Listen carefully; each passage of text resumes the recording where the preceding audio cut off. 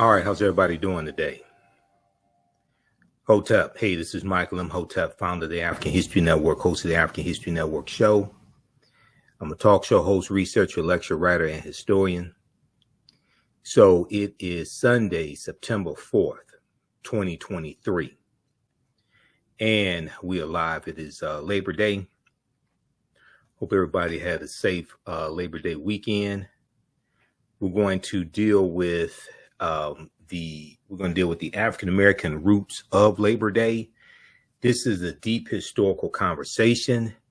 It gets into the history of slavery, the Industrial Revolution, the Pullman workers' strike of 1894. It gets into understanding the history of the Panic of 1893, which was a huge depression in the United States. This leads to that Pullman workers' strike in 1894.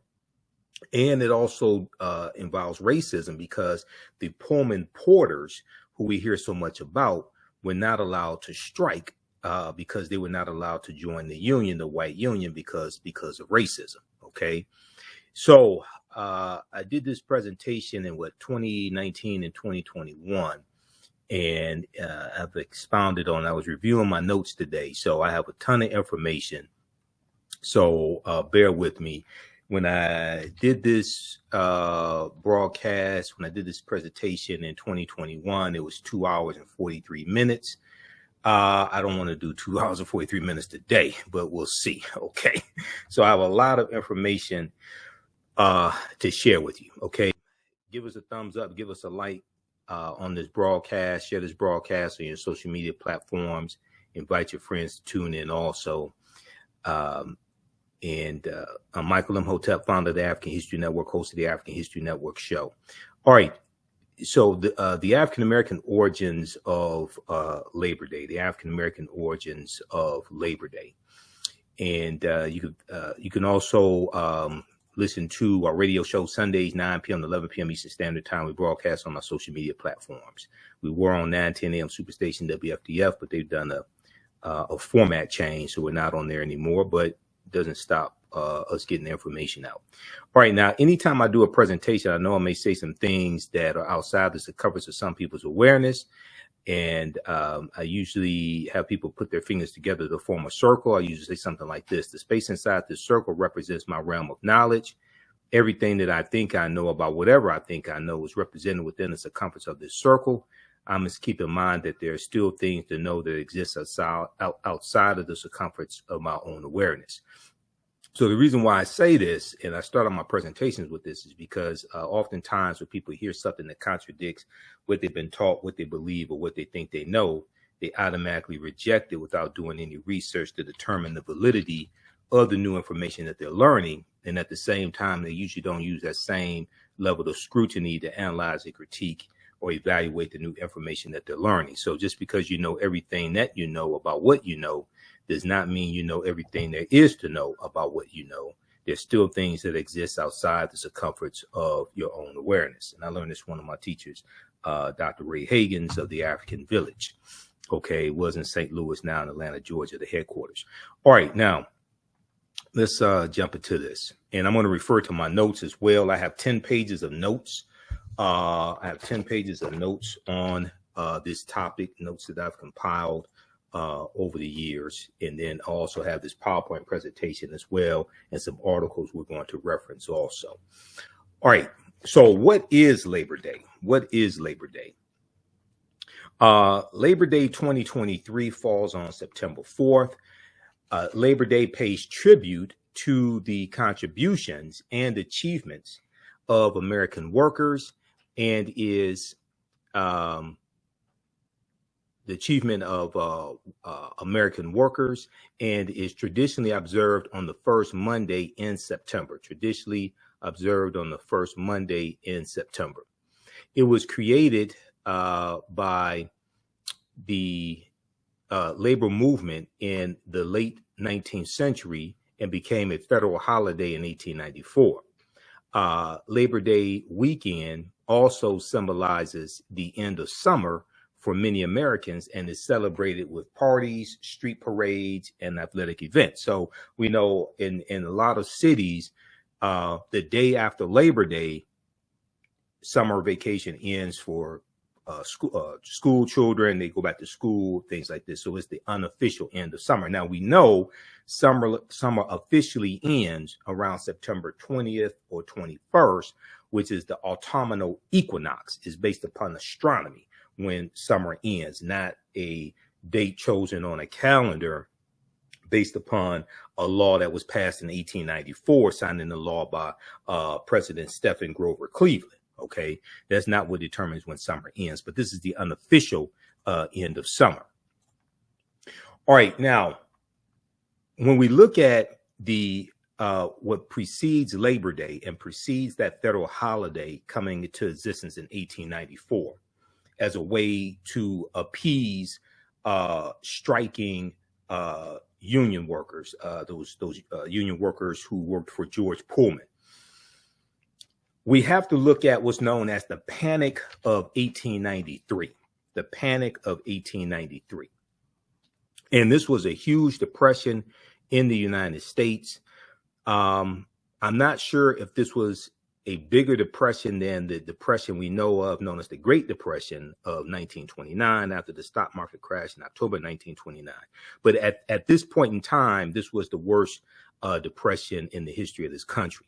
So the Panic of 1893 was one of the most severe financial crises in the history of the United States. The crisis started with banks in the interior of the country.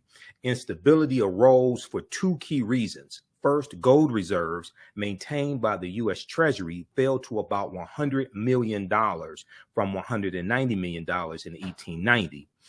At the time, the United States was on the gold standard, which meant the notes issued by the Treasury, the U.S. Treasury Department, could be redeemed for a fixed amount of gold,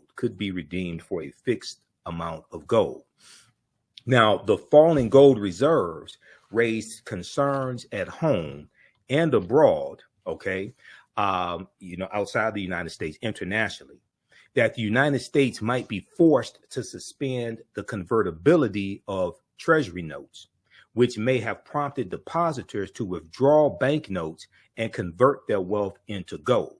The second source of the instability, which leads to this Panic of 1893, this Great Depression, was that economic activity slowed prior to the Panic of 1893. The recession or depression raised rates of defaults on loans, which weakened banks' balance sheets. Fearing for the safety of their deposits, men and women began to withdraw funds from banks.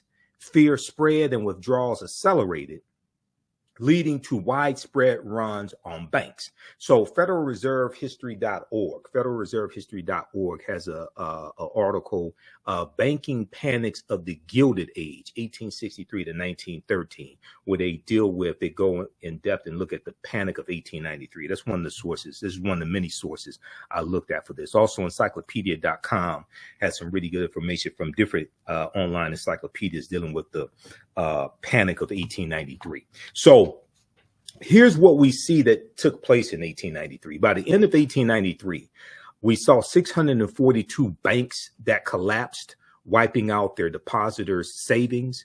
We saw 16,000 individual businesses failed in 1893. 1 in 5 people in a working population of 15 million were without a job. The unemployment rate in the United States exceeded 10%. The railroad sector was hit very hard as well. Railroad sectors, you had over 150 railroad companies holding more than 30 miles of railroad track and were worth about $2.5 billion. You have 150 railroad companies that go bankrupt in 1893 as well. Okay, this worsens this financial crisis. So that means they're going to have to lay off employees. This has a ripple effect. They can't buy the iron or steel from the manufacturers of the metals. So this has a ripple effect throughout the economy. Okay, but it gets worse. It wasn't just that.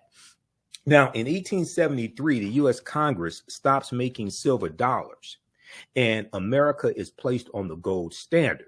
All right. So because they stopped making silver dollars, this decreased the demand for silver, but the silver mines are still going to be mining silver at the same time. Okay. Which then causes a surplus of silver, which drives down the price of silver in this country. We're also going to see falling prices or values of gold in the United States as well. Now, labor strikes at silver mines in the San Juan Mountains of Colorado and nearby regions began in 1875 and continued through the 1880s, causing the price of silver to fall even more. Silver mine workers' wages are going to be cut as the value of silver drops. Also, you have a devastating impact on farmers as well. Now, farmers were going further into debt, okay, right around this time, right around 1893 and a little before, as prices per bushel of crops declined quickly due to increased foreign competition and supply. So we see international factors, we see domestic factors that lead to what's known as the Panic of 1893, which was a huge depression in this country.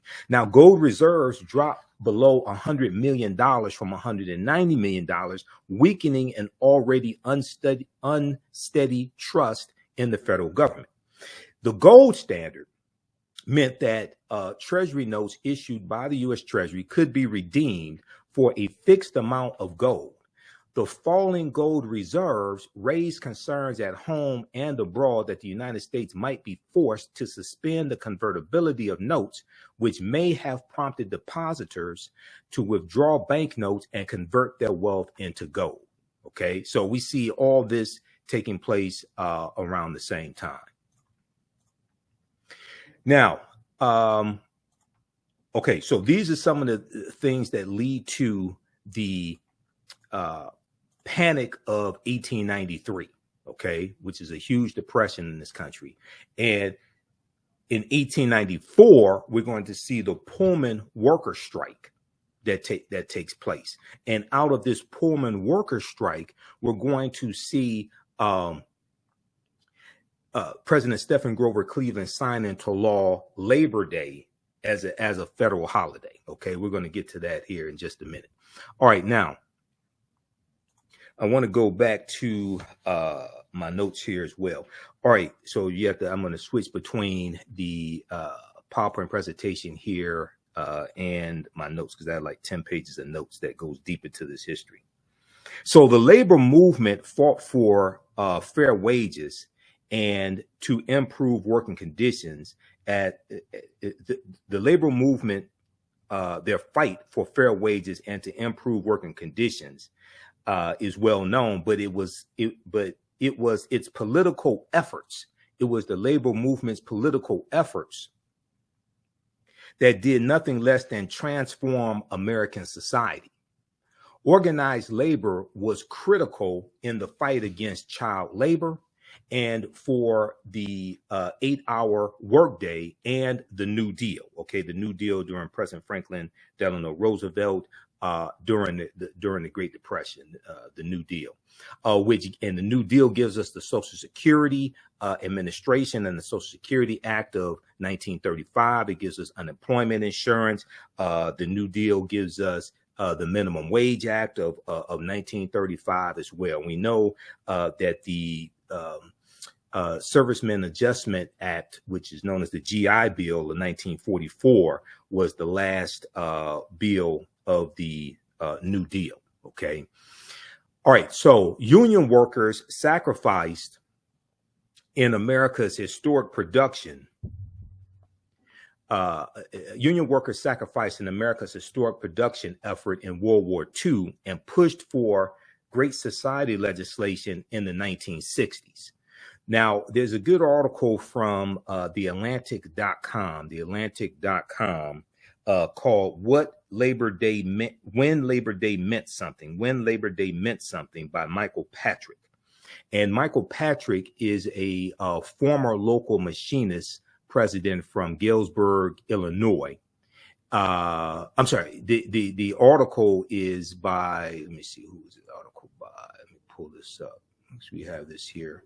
The article is by Chad Broughton, I should say. The article is by Chad Broughton. And he is talking about a former local machinist named Michael Patrick. Okay. So this is an article from TheATLANTIC.com called When Labor Day Meant Something. When Labor Day Meant Something. And Chad Broughton said, Michael Patrick, a former local machinist president from Galesburg, Illinois, where I've done research, cites his union's support for Medicare and the Civil Rights Act, now celebrating its 50th anniversary, as among his local union's proudest moments. And this article is from September 1st, 2014. September 1st, 2014. Now, those shared victories came at a cost. Those shared victories came at a cost. Agitation for antitrust legislation, shorter work days and work weeks, and the right to organize was often portrayed as un-American and violently repressed. So it was the shed of blood by the labor movement, by white Americans, African Americans, Latinos, etc., that is going to that is rooted in this celebration of Labor Day. And we see the Industrial Revolution play a part of this. And at the foundation of the Industrial Revolution is the labor of enslaved African people. I'm going to come to that in just a minute.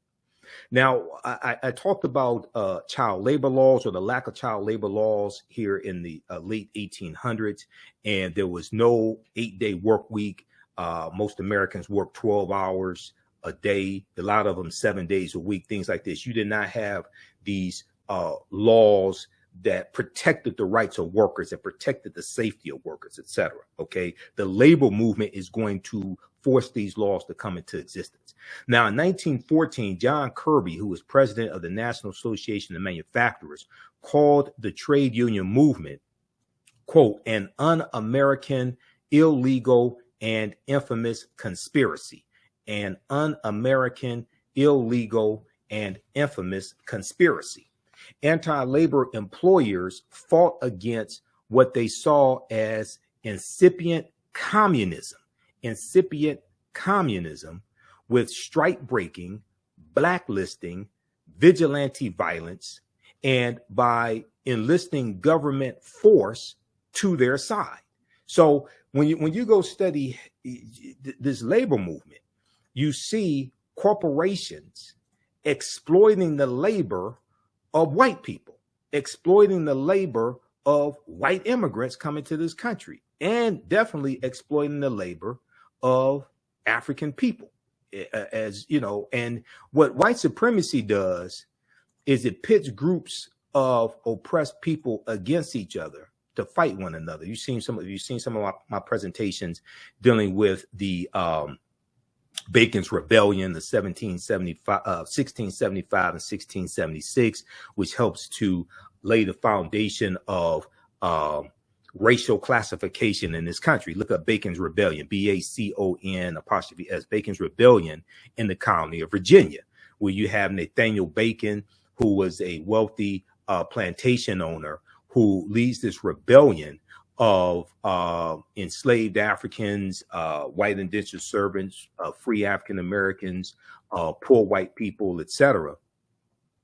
And they realized that they had a common enemy in the wealthy plantation owners in the colony of Virginia, and they lead a rebellion against them to overthrow the colony. And in 1676, they're going to burn down the town of Jamestown, Virginia. Okay, this is Bacon's Rebellion. And it's going to be after Bacon's Rebellion, right around 1681, that the Virginia colony and then the other colonies are going to adopt in widespread usage the term white to classify all the people coming from Europe who we would classify as white, to put them all on, to put them in one category, regardless of how much money they had, how much land they owned, or status, to separate them from the African people who they were uniting with, because they realized that this minority wealthy plantation owners had a problem with the masses uniting against them. So they had to separate the masses. So they created these classifications. All right. Now, anti-labor movements, anti-labor employers fought against what they saw as incipient communism. Okay. With strike breaking, blacklisting, vigilante violence, and by enlisting government force to their side. During the Red Scare of 1919 to 1921. Now, this is during the same time of the Spanish flu pandemic of 1918, 1919, 1920, right around that time. And this is at the end of the year after World War I ends. World War I ends in 1918. We know 1919 is also called the Red Summer. The Red Summer of 1919, when you had about 25 major race riots all across this country, and the streets of America were flowing with blood. That's the Red Summer of 1919. Okay, and it was named the Red Summer by James Weldon Johnson, who wrote "Lift Every Voice and Sing," and he said the streets of America were flowing with blood. Okay, so Red Scare 1919, 1921. Many states passed blanket sedition laws against radical speech and banned the flying of the red flag. Okay, so this is the Red Scare of 1919. All right. So what was the Red Scare? Okay, and what is sedition? Okay, now you've heard of sedition and dealing with charges brought against Donald Trump, as well, dealing with Mar-a-Lago, and that's dealing with the conspiracy, that's dealing with the Espionage Act. Espionage Act, I think, of 1917, okay, dealing with Donald Trump. But what is seditious conspiracy? Okay, there's a good article from the Washington Post that deals with this called "What is Sedition?" The charge is the charge of seditious conspiracy is defined in the Federal Criminal Code, Section 2384, as an effort by two or more people to, quote, conspire to overthrow, put down, or to destroy by force the government of the United States. Okay, an effort by two or more people to, quote, conspire to overthrow,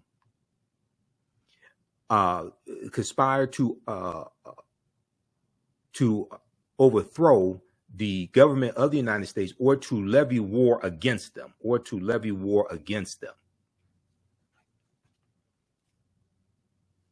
to oppose by force the authority thereof, or by force to prevent, hinder, or delay the execution of any law of the United States, or by force to seize, take, or possess any property of the United States contrary to the authority thereof.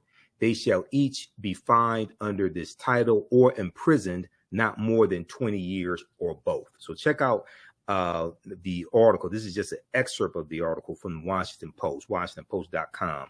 What is sedition? What is sedition? This is from January 13th, 2022.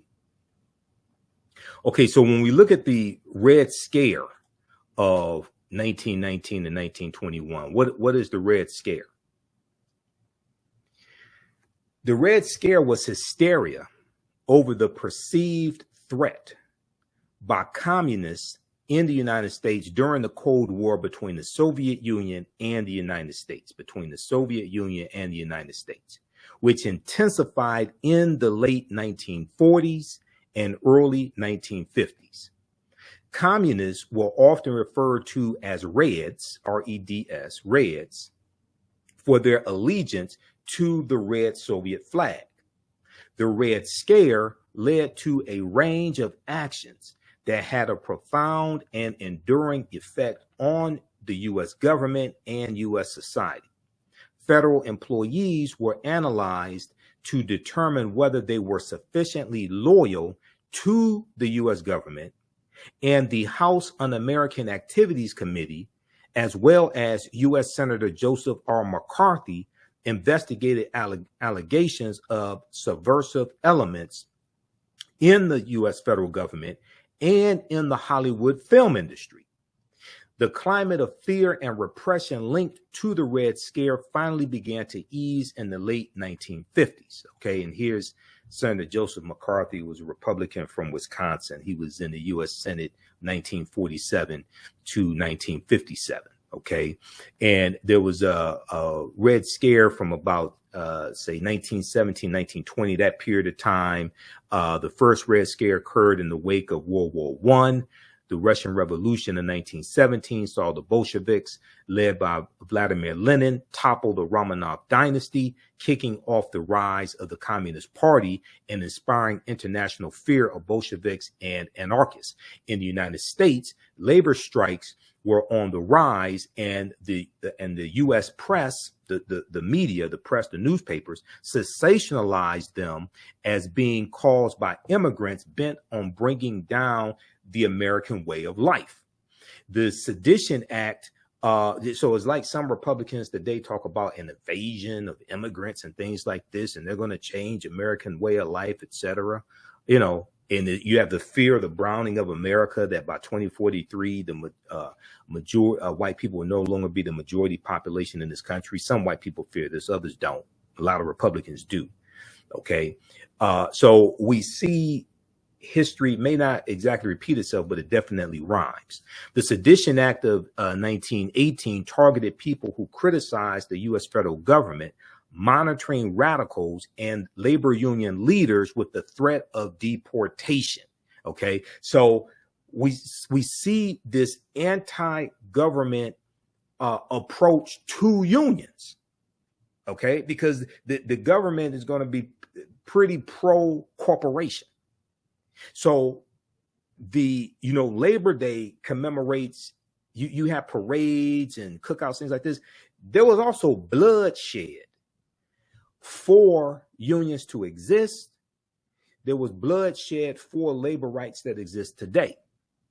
Some of that blood was by African Americans, but we also have to keep in mind, and what gets left out a lot of these Labor Day commemorations and celebrations, things like this, what gets left out by a lot of these celebrations is that the foundation of the Industrial Revolution and the labor movement comes about as a result of the Industrial Revolution, trying to get labor laws put in place to protect workers that are working in factories that have poor sanitation, poor ventilation, no rights to protect children. You have children as young as 5 and 6 working along with their parents in these factories and getting a fraction of what the adults are getting, a fraction and pay what the adults are getting.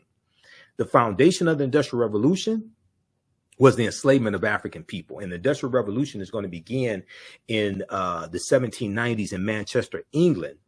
And the crop that's the foundation of the Industrial Revolution is cotton, the production of cotton. And most of that cotton was produced by enslaved African people. Okay. Now, Kev Butterfield said here, I love it when uninformed, ignorant people post here on my page, and I make them black famous. So look, Kev, you're going to become black famous. Kev Nance, I think we need a white American history network. You have one. It's called the History Channel. He must not have cable. It's called the History Channel. I love it when I just let stupid people talk. I love it when they say stupid things like that. It's called the History Channel. Go to history.com, official website of the History Channel. You got one. So he must not have cable. All right, let's continue here. Oh, simple Simon ass people. All right, now let's continue. Okay, so we have all these different things taking place at the same time. The Red Scare, Sedition Act of 1918. History.com, speaking of the White History Channel, Kevin, read the article here, Red Scare at history.com, okay? The Sedition Act of 1918 targeted people who criticized the government, monitoring radicals and labor union leaders with the threat of deportation. Now, Labor Day began not as a national holiday, but in the streets of America, when on September 5th, 1882, thousands of bricklayers, printers, blacksmiths, railroad men, cigar makers, and others took a day off and marched in New York City. 8 hours for work, 8 hours for rest, 8 hours for what we will, read one sign that the protesters were carrying. A placard in the following year's parade read, "We must crush the monopolies lest they crush us. We must crush the monopolies lest they crush us." Now, the movement for the holiday of Labor Day grew city by city, and eventually the state and federal authorities made it official. Okay, so read this article here from TheAHNShow, When Labor Day Meant Something. This is written by Chad Broughton. This is from September 2014. Okay. All right, now let's continue. So why do we celebrate Labor Day? Why do we celebrate Labor Day? Labor Day, as I said, is an annual celebration of workers and their achievements originated during one of American labor history's most dismal chapters. In the late 1800s, at the height of the Industrial Revolution, and as I stated, and we're going to get into this as well, the Industrial Revolution is tied to slavery. The foundation of the Industrial Revolution comes from the products produced by enslaved Africans. In the late 1800s, at the height of the Industrial Revolution in the United States, the average American worked 12-hour days and 7-day weeks in order to eke out a basic living. Despite restrictions in some states, children as young as 5 or 6 years old toiled in mills and factories and in mines across the country, earning a fraction of their adult counterparts' wages.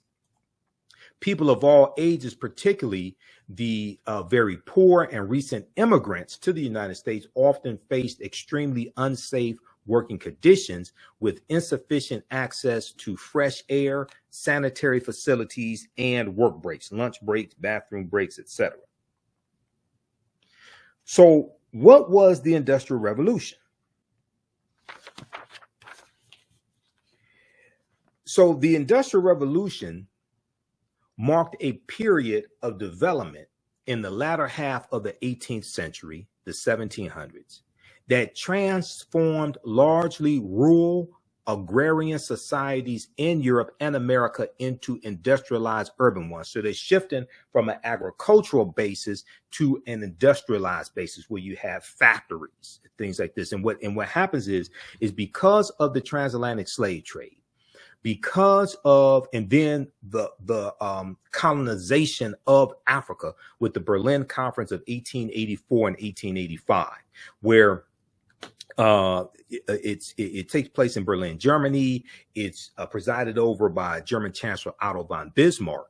And these European nations have been fighting and killing each other for hundreds of years, even before the transatlantic slave trade starts, when they were classified as barbarians, the Lombards, the Jutes, the Anglos, the Saxons, the Picts, the Franks, things like this, right? So they're fighting and killing each other for hundreds of years. They're known collectively as barbarians. They organize themselves into kingdoms. Those kingdoms organize themselves into nation states. And then and you have the transatlantic slave trade, and they're fighting and killing each other over the mineral wealth and the natural resources that are in Africa. And they realized that Africa is large enough for them to carve up Africa into colonies, and they don't have to keep killing each other over the riches of Africa. Okay, so you have the Berlin Conference of 1884, 1885. And what happens is, because of the almost unlimited natural resources in Africa, this is going to really fuel the Industrial Revolution, okay? Because now you found an almost unlimited source of the rubber and timber and all different types of things like this. And then you have the production of cotton as well in England. And we're going to see the Industrial Revolution is going to begin in the 1790s in the in the 1790s in the Manchester, England area. If we look at this article here from thought.co.uk,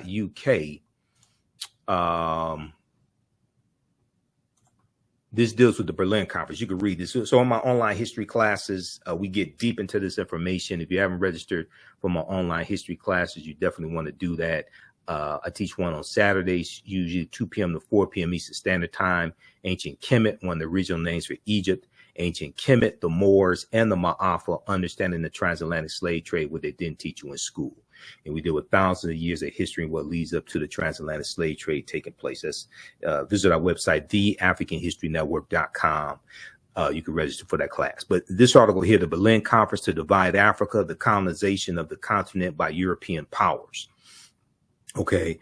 And it goes through and breaks down the Berlin Conference. And it also shows you the different areas of Africa that were colonized by the respective European countries. Okay. The Berlin Conference was Africa's undoing in more ways than one. The colonial powers superimposed their domains on the African continent. By the time independence returned to Africa in 1950, the realm had acquired a legacy of political fragmentation that could neither be eliminated nor made to operate satisfactorily, end quote.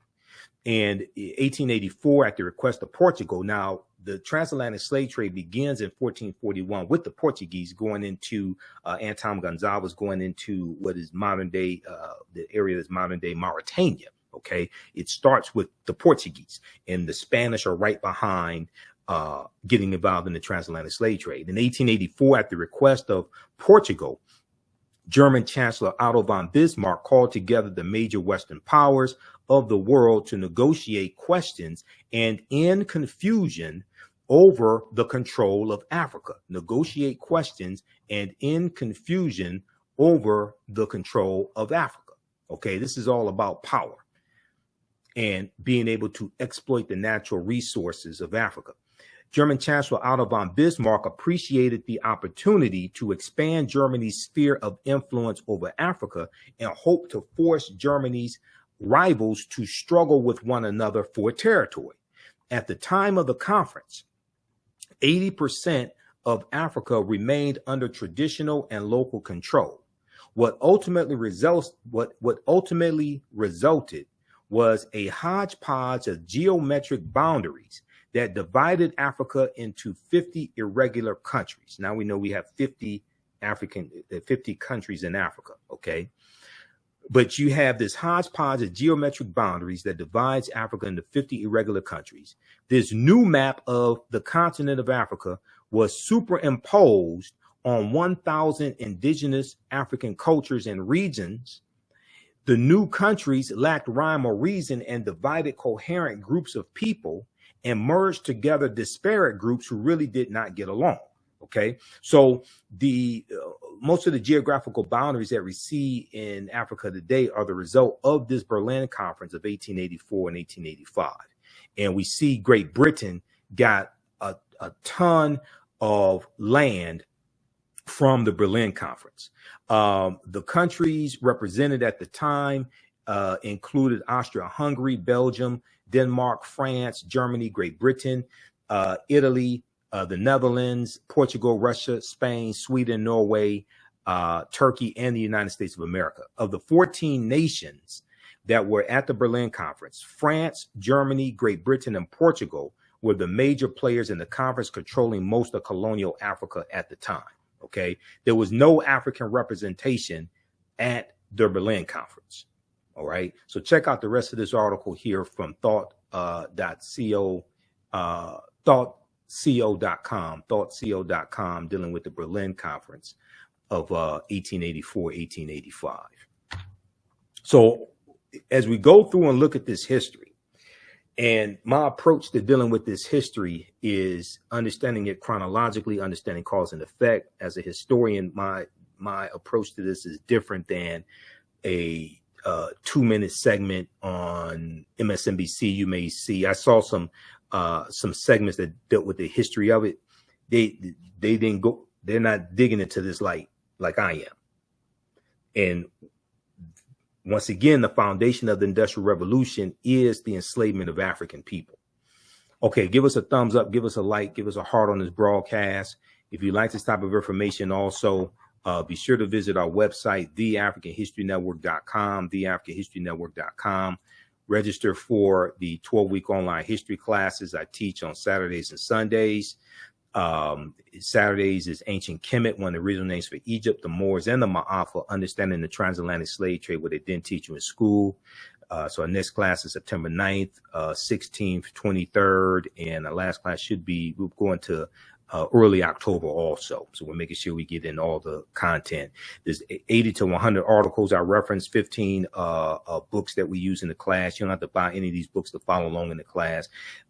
We just reduced the price of the course. It's on sale $80. That's $130 value. We do the sessions live. All the sessions are archived and recorded. You can go back and watch it anytime. We had a great class on Saturday, September 2nd. As soon as you register, you can watch that. Then on Sundays, we have a couple of videos here you can watch, also previews of the class. On Sundays, 2 p.m. to 4 p.m. Eastern Standard Time, I teach Black resistance movements from the Haitian Revolution, U.S. Civil War, Civil Rights Movement, and Black Power Movement, 1800 to 1968. We have a few more sessions of that class. That class is on sale $40 as well. All this information is PG-13. You can use this with your children. We do the sessions live. All the sessions are archived and recorded. You can go back and watch it anytime. Okay, so even after the classes, even after the 12-week online course is over, you'll still have full access. You can still go back and watch the entire course. Okay. And if you want to support the African History Network, also in another way, you can do so through Cash App, $ TheAHNShow through Cash App, and through PayPal, paypal.me/TheAHNShow. We have the information right on the homepage of our website. This helps us keep doing the research, stay on the air, keep broadcasting, broadcast our Sunday night show, etc. Pay some of the bills. So you can support us there. $ TheAHNShow through Cash App, through PayPal, paypal.me/TheAHNShow through Cash App. When you go to it, it'll say Michael. It may show my picture there, but we have the information on the homepage of our website, because some unscrupulous people set up fake African History Network Cash App accounts, and they've been stealing money from us. So I'm still trying to get those shut down. All right, let's continue here. Okay. Let's go back to the PowerPoint presentation here. All right, now, hold on, it skipped ahead for some reason.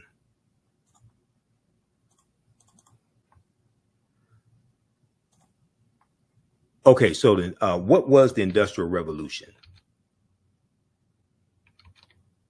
So the Industrial Revolution marked a period of development in the latter half of the 18th century that transformed largely rural agrarian societies in Europe and America into industrialized urban ones.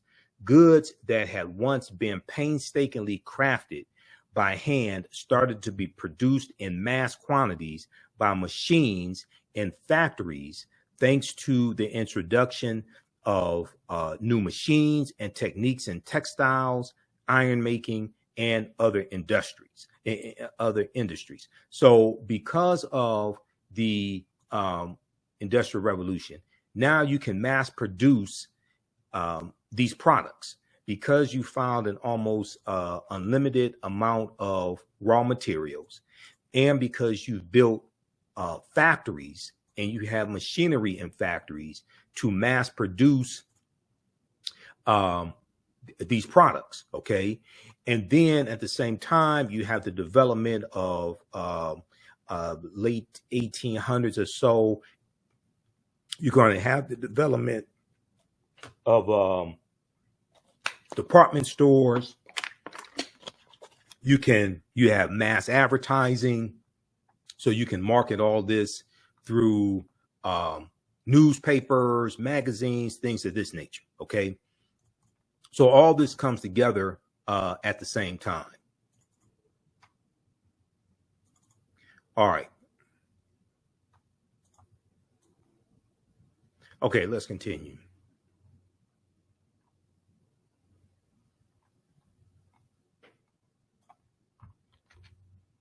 Okay, so we have the goods that have once been painstakingly crafted by hand started to be produced in mass quantities.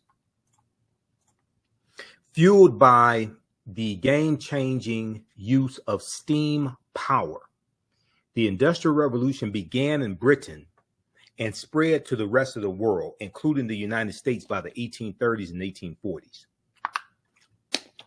Modern historians often refer to this period as the first Industrial Revolution to set it apart from a second period of industrialization that took place from the late 19th century, the late 1800s, to early 20th centuries, and saw rapid advances in the steel, electric, and automobile industries.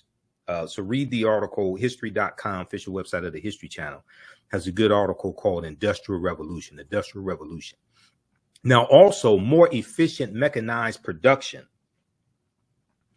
meant Britain's new textile factories could meet the growing demand for cloth, both at home and abroad, where the nation's many overseas colonies provided a captive market for its goods. Okay. In addition to textiles, the British iron industry also adopted new innovations. So you're dealing with British colonialism. You're dealing with a demand for these products in British colonies. So let's look at slavery and the Industrial Revolution. Okay, slavery and the Industrial Revolution. And there's a really good article with a number of slides in it from BBC.com, British Broadcasting Company, BBC.com, called Slave Trade and the British Economy. Slave Trade and the British Economy. So from the 1750s onward, a new industry emerged in Britain, the production of cotton cloth. Wool production had previously been Britain's major industry, but cotton had one key advantage. Machinery could process cotton fibers better than wool. So we know wool comes from sheep, okay? And you're going to have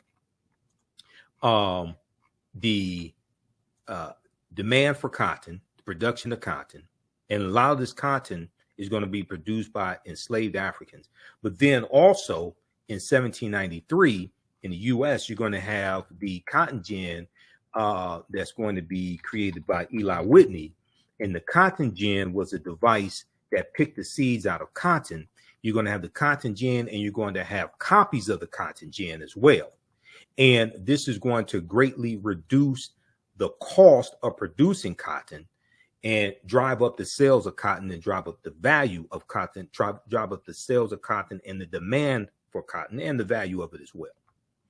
Okay, as a result, it was in cotton production that the Industrial Revolution began.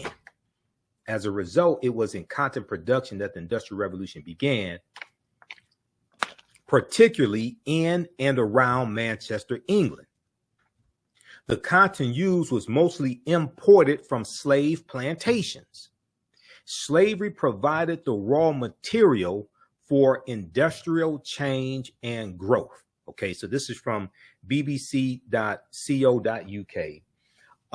the British Broadcasting Company, BBC. This article is called Slave Trade and the British Economy. And what's interesting in a lot of the coverage that I saw dealing with Labor Day this weekend did not make the connection between slavery and the Industrial Revolution and Labor Day. I just find that very interesting. Okay, now let's look at let's go to this article here from the BBC.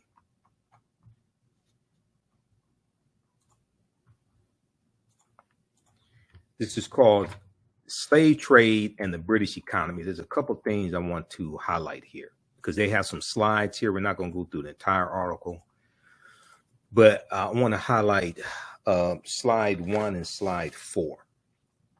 Slave trade and the British economy. British profits were made from exporting manufactured goods to Africa and importing products of enslaved labor such as sugar.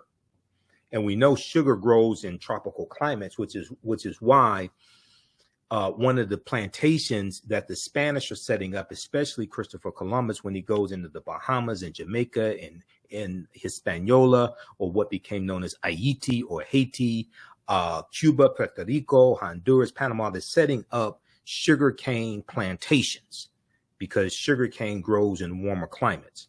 Ports such as Glasgow, in England, Bristol, and Liverpool prospered as a result of the slave trade. Now, Liverpool, England is where the Beatles are from. So I learned about Liverpool from the Beatles, when I was younger. And, I lived before I started studying history. I learned about Liverpool because that's where the Beatles are from. The slave trade and the British economy. Today, we view the history of slavery in terms of its horrific human impact. But in the 18th and 19th century, the 1700s and 1800s, financial considerations dominated the interests of those involved in the slave trade. So they didn't care about the humanity of people because they didn't think African people were human in the first place. It was all about the Benjamins, okay, or the pounds. Okay, it's all about the pounds. Okay, so it was all about money. They didn't care about the humanity because they didn't think African people were human in the first place. Enslaved African people were seen as property, and their experience as human beings was not considered. To understand the extent to which Great Britain has been shaped by the slave trade, it is important to consider the scale and breadth of slavery's impact on the British economy. Okay, so we look in the 1700s, Bristol. We look at these graphics here. Bristol, Liverpool, Glasgow are small ports. Okay, in England. 80% of British exports go to Europe. Okay, like wool and then later cotton. 1711, South Sea Company is set up. 1733, the Molasses Act bans import of foreign sugar to North America. 1750, cotton production emerges as a major British industry. 1760, Glasgow, England, becomes main UK tobacco importer.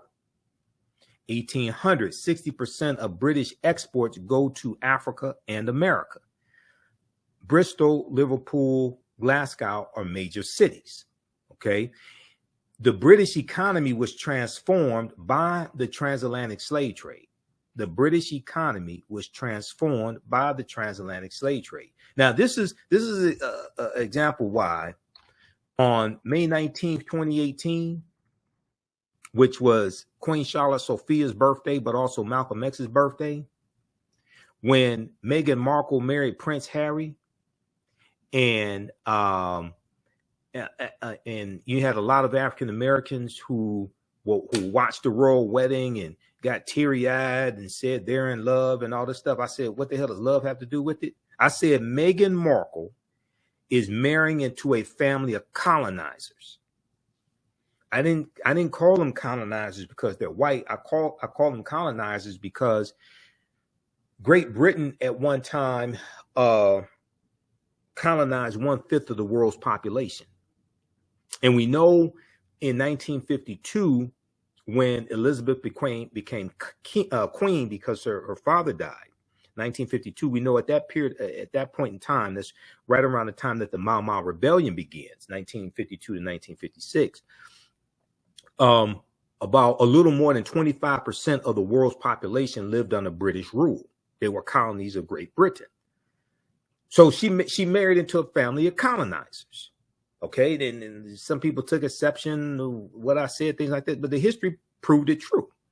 The history proved true of what I was talking about. And all you have to do also is go watch my broadcast I did when Queen Elizabeth II died, because we got deep into that history once again. Read that article I just showed you about the Berlin Conference of 1884 and 1885, and you see I was absolutely correct. Now, in 1700, 80% of British trade went to Europe from ports on the east and south coast in 1700, okay? 80% of British trade went to Europe from ports on the east and south coast.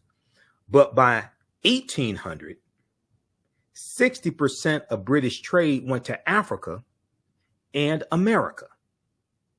By 1800, 60% of British trade went to Africa and America, sailing from the three main West Coast ports, Glasgow, Liverpool, and Bristol. So 1700, what we call the United States of America, doesn't exist. You have colonies. The American Revolution is 1675 to 1683. Okay, so you don't even have a United States of America in 1700. All right.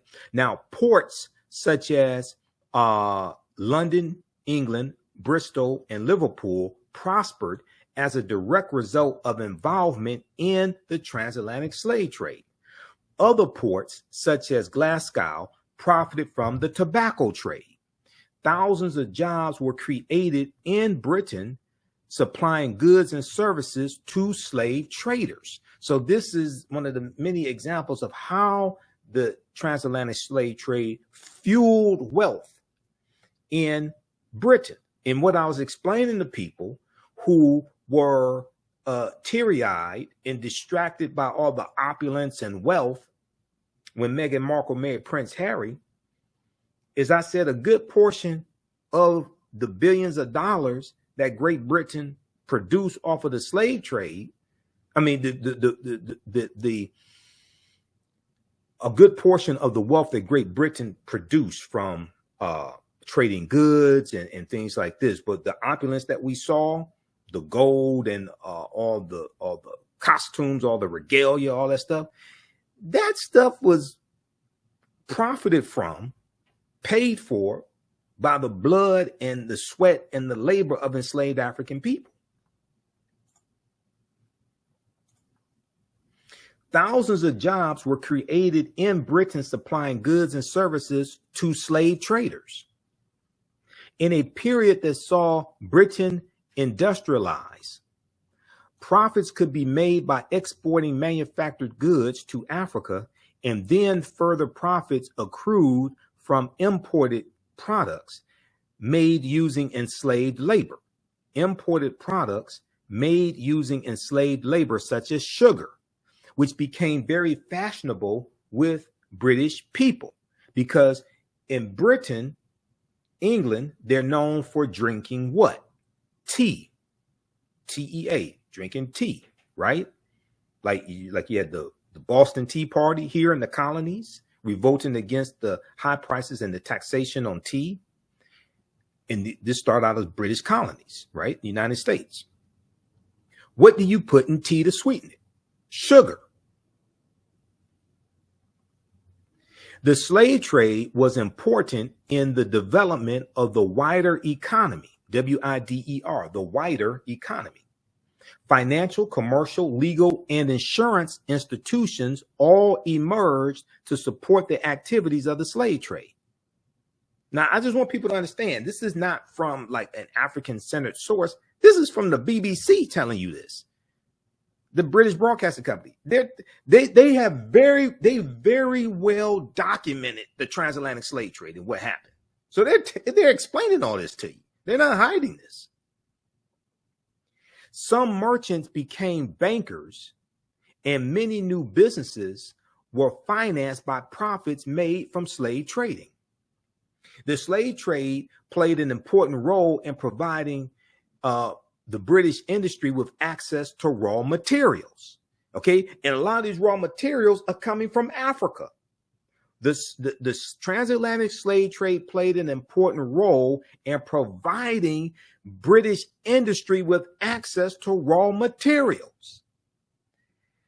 This contributed to the increased production of manufactured goods. The graphic below shows the parts of Britain's economy that benefited from the slave trade. So you have the Industrial Revolution. So what you do, you have a circle. Okay, this is cyclical. You have the Industrial Revolution. You have London and finance. You have the banks that are financing the expansion of the factories, buying more equipment, things of this nature, buying raw materials. You have wealth and income produced. This wealth and income produced, and the need for more raw materials, etc., to produce more products increases the need for enslaved African labor and the products that the crops that Africans produce, especially cotton. You have shipping and ports. This increases the activity, increases the demand for the production of ships also. Workers at the docks to unload the ships. You have exports and manufacturing that increases as demand increases. So you have this cycle. All right. Now, I want to go to slide 4. That was slide 1. I'm going to go to slide 4. Slave trade and the British economy. This is from the BBC. So this isn't from Dr. Yosef Ben Yakin. This isn't for Dr. Yosef Ben Yakin. This isn't Dr. John Henry Clark. This isn't Dr. Leonard Jeffries. This isn't who's one of my teachers. This is from Professor James Small. This isn't from Professor Kaba Hiawatha Kamene or Dr. Malefe Kete Asante or Tony Browder. This is from the BBC. So if you got a problem with this, go argue with them, because they kept very well documented records on what they did. Manufacturing. This is what I wanted to focus on. Economic growth and the Industrial Revolution. Now, for all those watching, and you saw coverage on Labor Day, and you saw the parades take place, and you saw the unions give speeches and things like this, did anybody deal with how the labor movement came out of the Industrial Revolution? And the Industrial Revolution came about by the enslavement of African people and the products that African people produced. Somehow that history gets left out of the conversation. I'm not sure how it gets left. I can't put my finger on it. I'm not sure if they're doing it on purpose. I don't understand how this just gets totally left out of the conversation. I just don't. All right, now. Okay. So economic growth and the Industrial Revolution. Many historians describe the Industrial Revolution as a process rather than an event. The part that exports played can be shown as a virtuous circle. The part that exports played can be shown as a virtuous circle. You have the growth of exports. You have the industry growing. You have business owners invest and look for better machines. So you have the development of better machinery to go into factories, expansion of factories, building more factories. Machines get better. They can produce products at a cheaper cost, produce them more efficiently. You're going to have the increase for labor, to hire more people. And as you're producing more products, as you can drive down the price of products as well. And also you have people who have jobs so they can afford to buy a little something as well. So this also increased a demand for these products. So exports grow. You have products being exported internationally, but you also have the consumption of products domestically. Okay, so we see this cycle. All right, now cotton. From 1750 onwards, a new industry emerged in Britain, the production of cotton cloth. The production of cotton cloth. Wool production had previously been Britain's major industry, but cotton had wool production had previously been Britain's major industry, but cotton had one key advantage. Machinery could produce cotton fibers better than wool. Like I said, wool comes from sheep.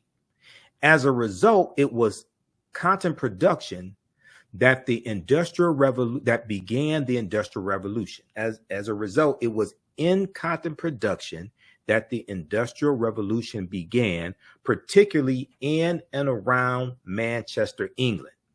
The cotton used was mostly imported from slave plantations. Slavery provided the raw material for industrial change and growth. So you can't talk about the labor movement. You can't talk about Labor Day, and Labor Day comes as a result of the labor movement, and Labor Day becomes a federal holiday in 1894. And the reason why you have a labor movement is because of the Industrial Revolution and the unsanitary and unsafe conditions in those factories. And the labor movement is fighting for regulation of the Industrial Revolution. But the Industrial Revolution comes about specifically because of the transatlantic slave trade and the products that African people were creating. You can't talk about Labor Day without talking about the enslavement of African people. But somehow people find a way to do that. The cotton used was mostly imported from slave plantations.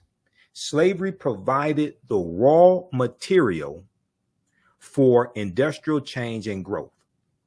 The growth of the Atlantic economy was an integral part of the growth of exports. For example, manufactured cotton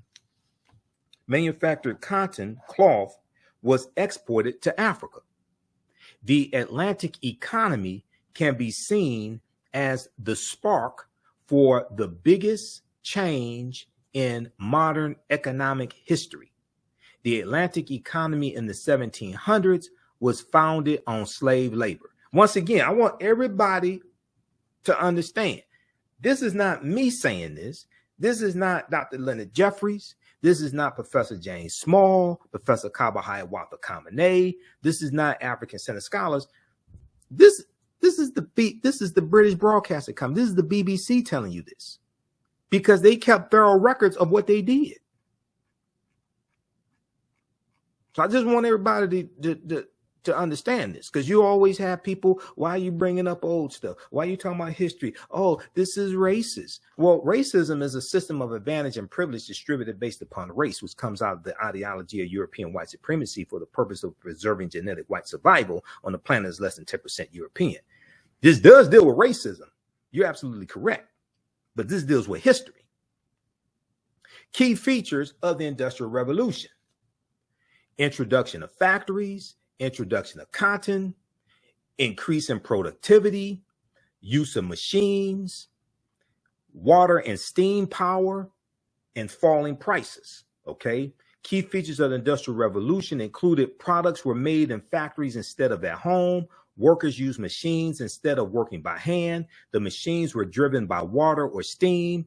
One worker could produce much more each day. For example, a cotton spinner could spin 200 times as much cotton in the year 1800 compared to 1700. Cotton becomes Britain's greatest export industry. Okay, so check out the rest of this here. And this is some of the information we get deep into in my online history classes. So if you haven't registered for those, be sure to register for those at our website, TheAFricanHistoryNetwork.com. TheAfricanHistoryNetwork.com, and we'll post a link here as well. So we do that on Saturdays, 2 p.m. to 4 p.m. Eastern Standard Time. As soon as you register, you can start watching the content. We have the information right on the homepage of our website.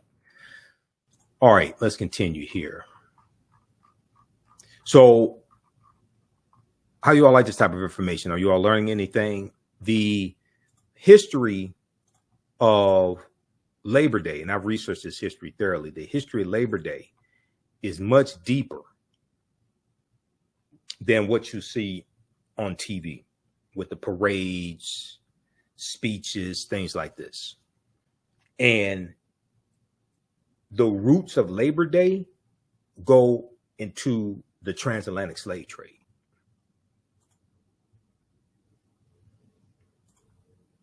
All right, let's go back to the PowerPoint presentation here.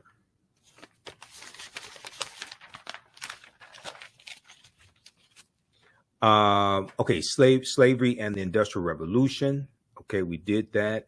And let me get, okay, go back to my notes. Okay, so then we're going to have the U.S. Civil Wars, 1861 to 1865. And the Civil War in the United States begins in 1861, April 12, 1861, with the attack on Fort Sumter. South Carolina becomes the first state to secede from the Union, December 20th, 1860, about 6 weeks after Abraham Lincoln becomes president-elect. South Carolina and other southern states fear that Lincoln is going to free the enslaved Africans. They secede from the Union, set up the Confederate States of America around February of 1861. You're going to have 11 states that are going to be part of the Confederate States of America. They set up their own government, their own constitution, their own monetary system. The Civil War in the United States begins in 1861 after decades of simmering tensions between North and Southern states over slavery, states' rights, and westward expansion. Slavery, states' rights, and westward expansion. The election of Abraham Lincoln in November 1860 caused 7 southern states to secede from the Union and form the Confederate States of America, the CSA. 4 more states soon joined. The war between the states, as the Civil War was also known, ended in Confederate surrender in 1865. So April 9th, 1865, General Robert E. Lee surrenders to General Ulysses S. Grant at Appomattox Courthouse in Virginia.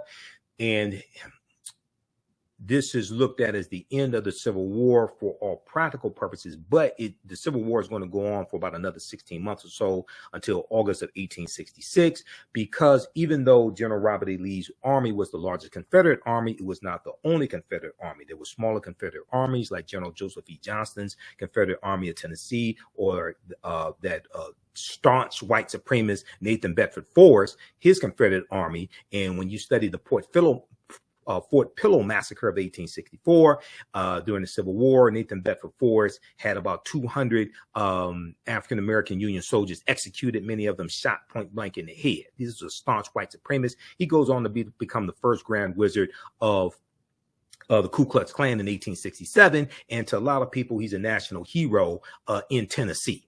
Okay, because remember, it wasn't until about 2021 that they removed the bust of Nathan Bedford Forrest from the state capitol in Tennessee. All right. So when you study the history of Tennessee and you look at the persecution of the 2 African-American men in the state legislature there in Tennessee, Justin Johnson, I think it is, and Justin Pearson, you see the persecution of them. You see the suppression of African Americans in Tennessee. All you have to do is study their history, this former Confederate state, and you see a direct line. All this stuff starts to make sense.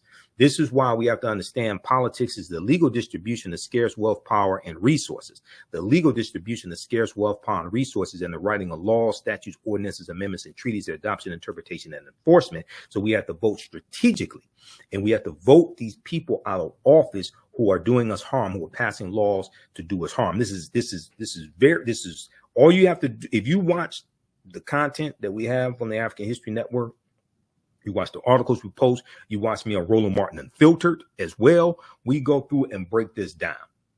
Okay. So in understanding the history of Reconstruction, the Reconstruction era, 1865 to 1877, and the Reconstruction era leads to the Jim Crow era.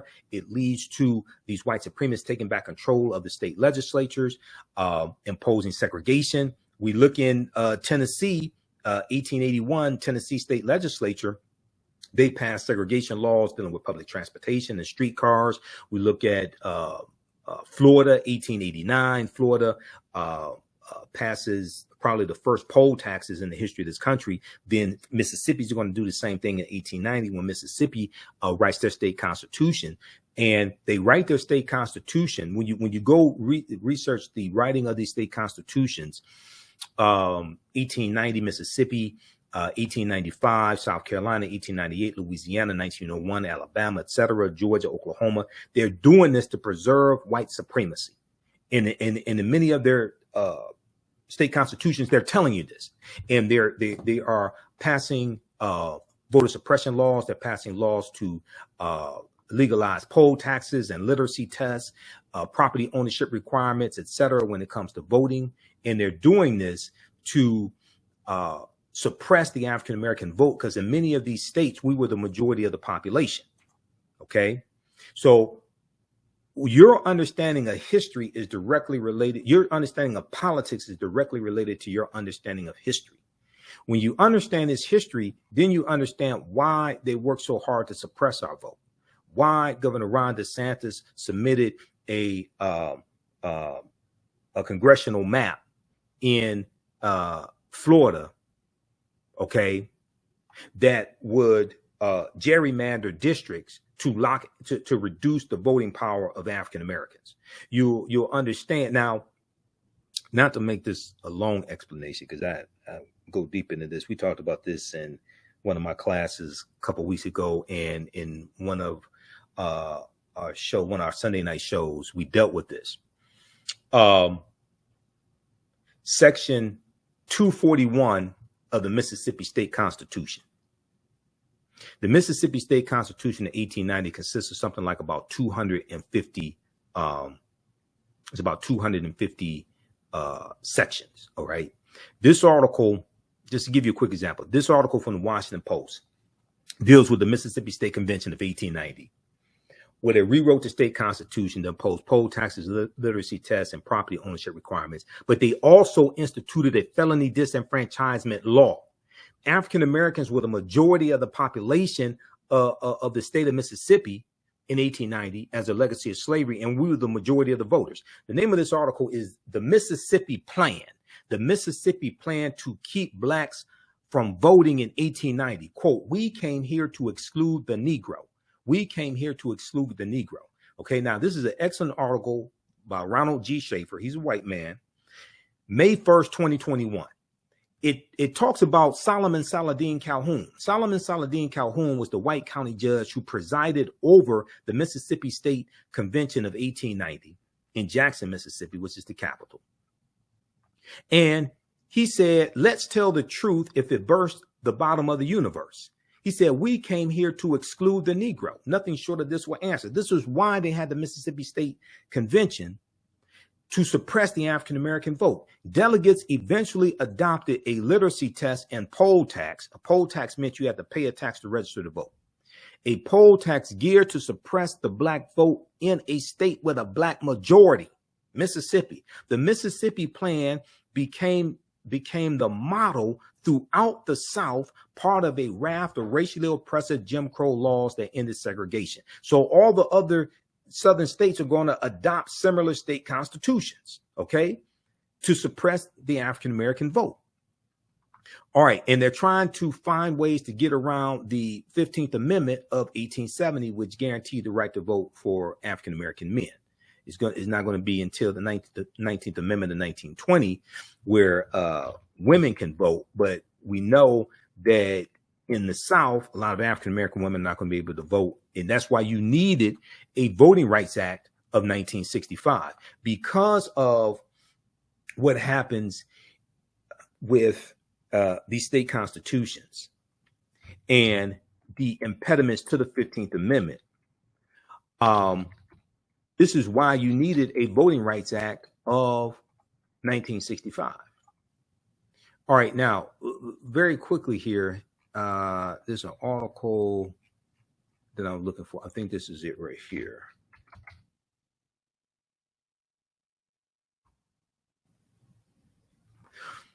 The U.S. Supreme Court recently in June of 2023, the U.S. Supreme Court refused to hear a challenge to the Section 241 of the Mississippi State Constitution of 1890.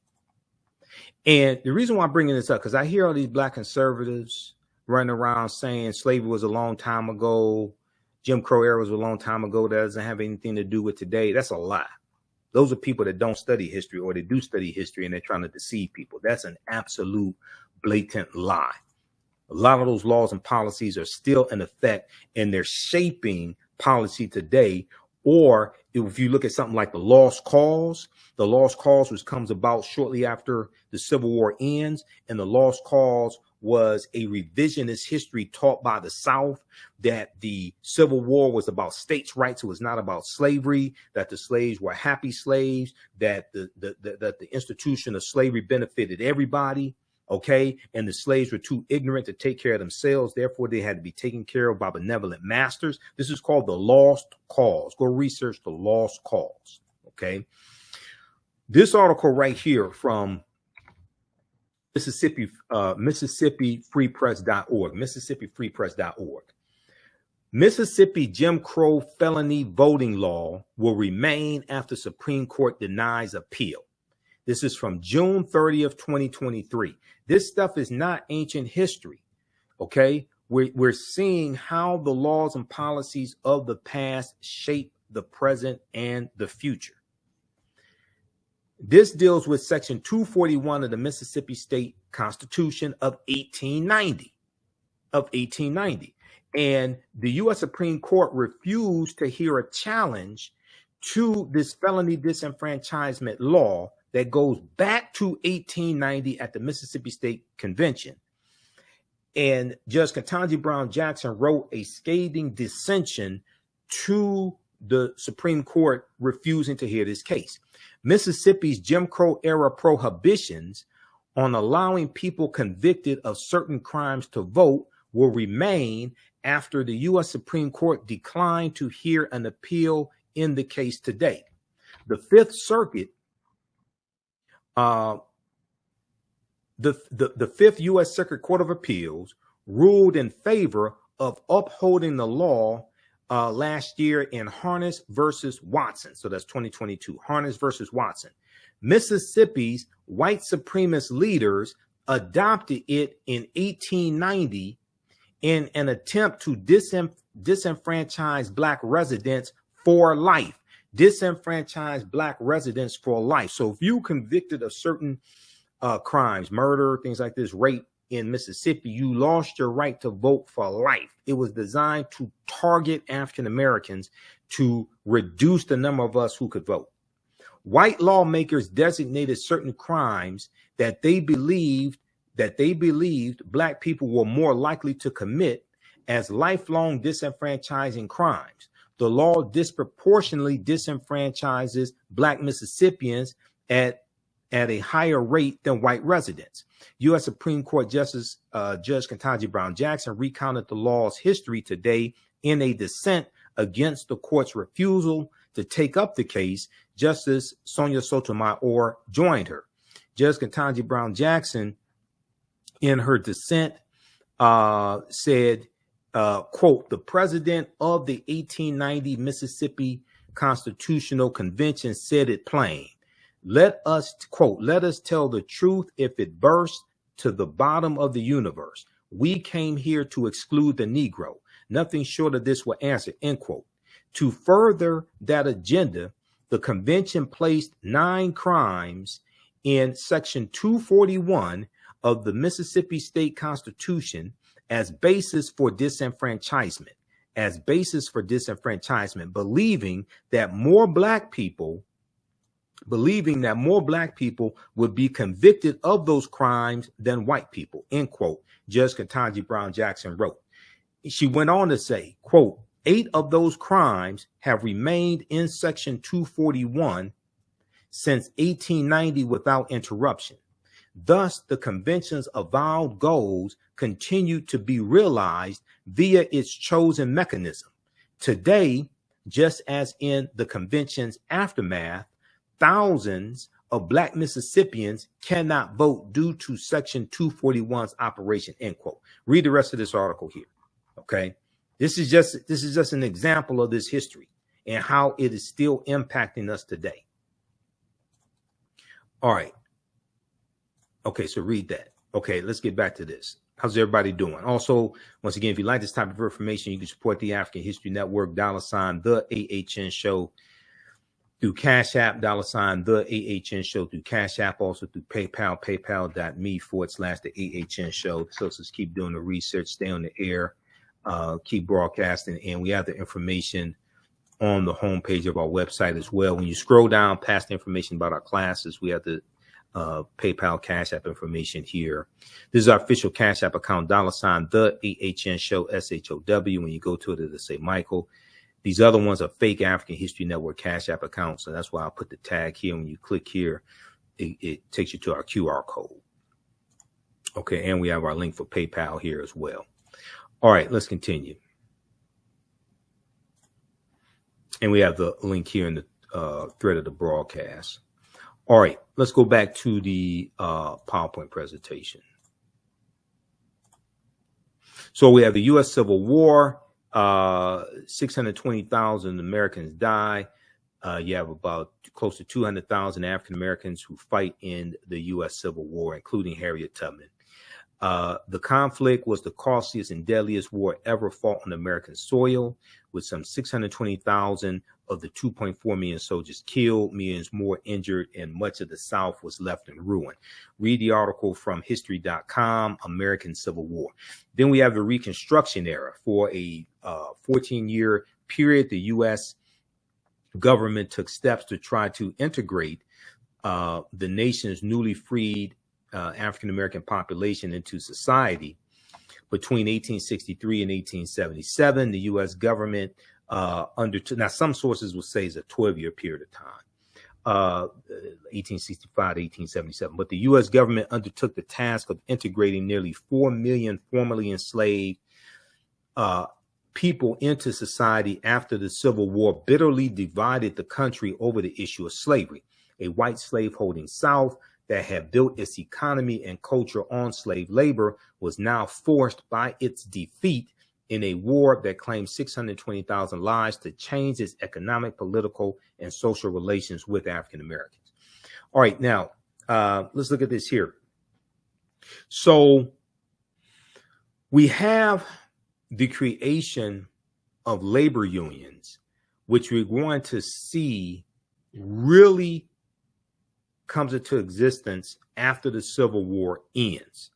Like the National Labor Union is going to be founded in 1866, the year after the Civil War ends and the year after chattel slavery ends. Okay, chattel slavery ends December 6, 1865, when Georgia ratifies the 13th Amendment.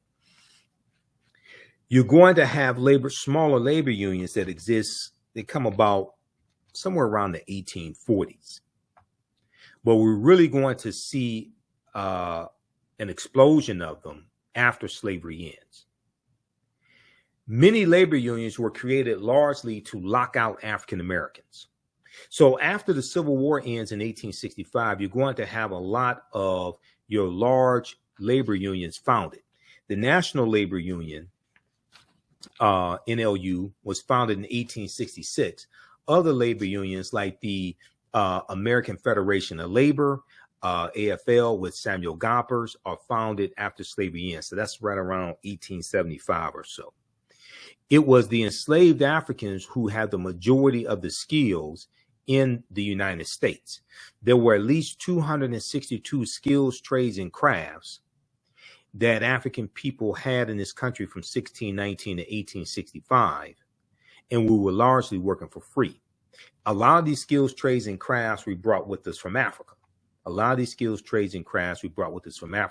And we've talked about this in our coverage dealing with what's going on in Florida and the suppression of the teaching of African-American history in Florida by the Florida Department of Education and Governor Ron DeSantis. We talked about these new social studies standards coming out of Florida, which teach to middle school students that in some cases enslaved Africans were able to use skilled trades that they learned to their benefit. But we didn't have to be put into an apprenticeship program. We didn't have to be kidnapped and enslaved to be put into an apprenticeship program. As this article and numerous other articles and historical information shows, this piece here from the Washington Post by Jillian Brockel, July 24, 2023, as this details, the name of the article, Note to Florida and DeSantis, enslaved Africans were already skilled. African people when we came here, we brought skills with us. Now, it's also important to note, yes, African people are the original people in North, Central, and South America. You read the book, The First Americans Were Africans, Documented Evidence by Dr. David Imhotep, who's a friend of mine. I've interviewed him about 13 times. His book thoroughly documents this. We deal with this in our classes also. We were in this land before Native Americans even came into existence. And the Khoisan, who come from Southern Africa, who have the oldest DNA on the planet, the short-statured Africans. We know the Khoisan, we're here going back at least 51,700 years ago. But in this article, it talks about historical facts. Africans already were skilled before they were enslaved. And in some cases, enslavers sought and purchased people coming from specific African societies based on skills common in those societies.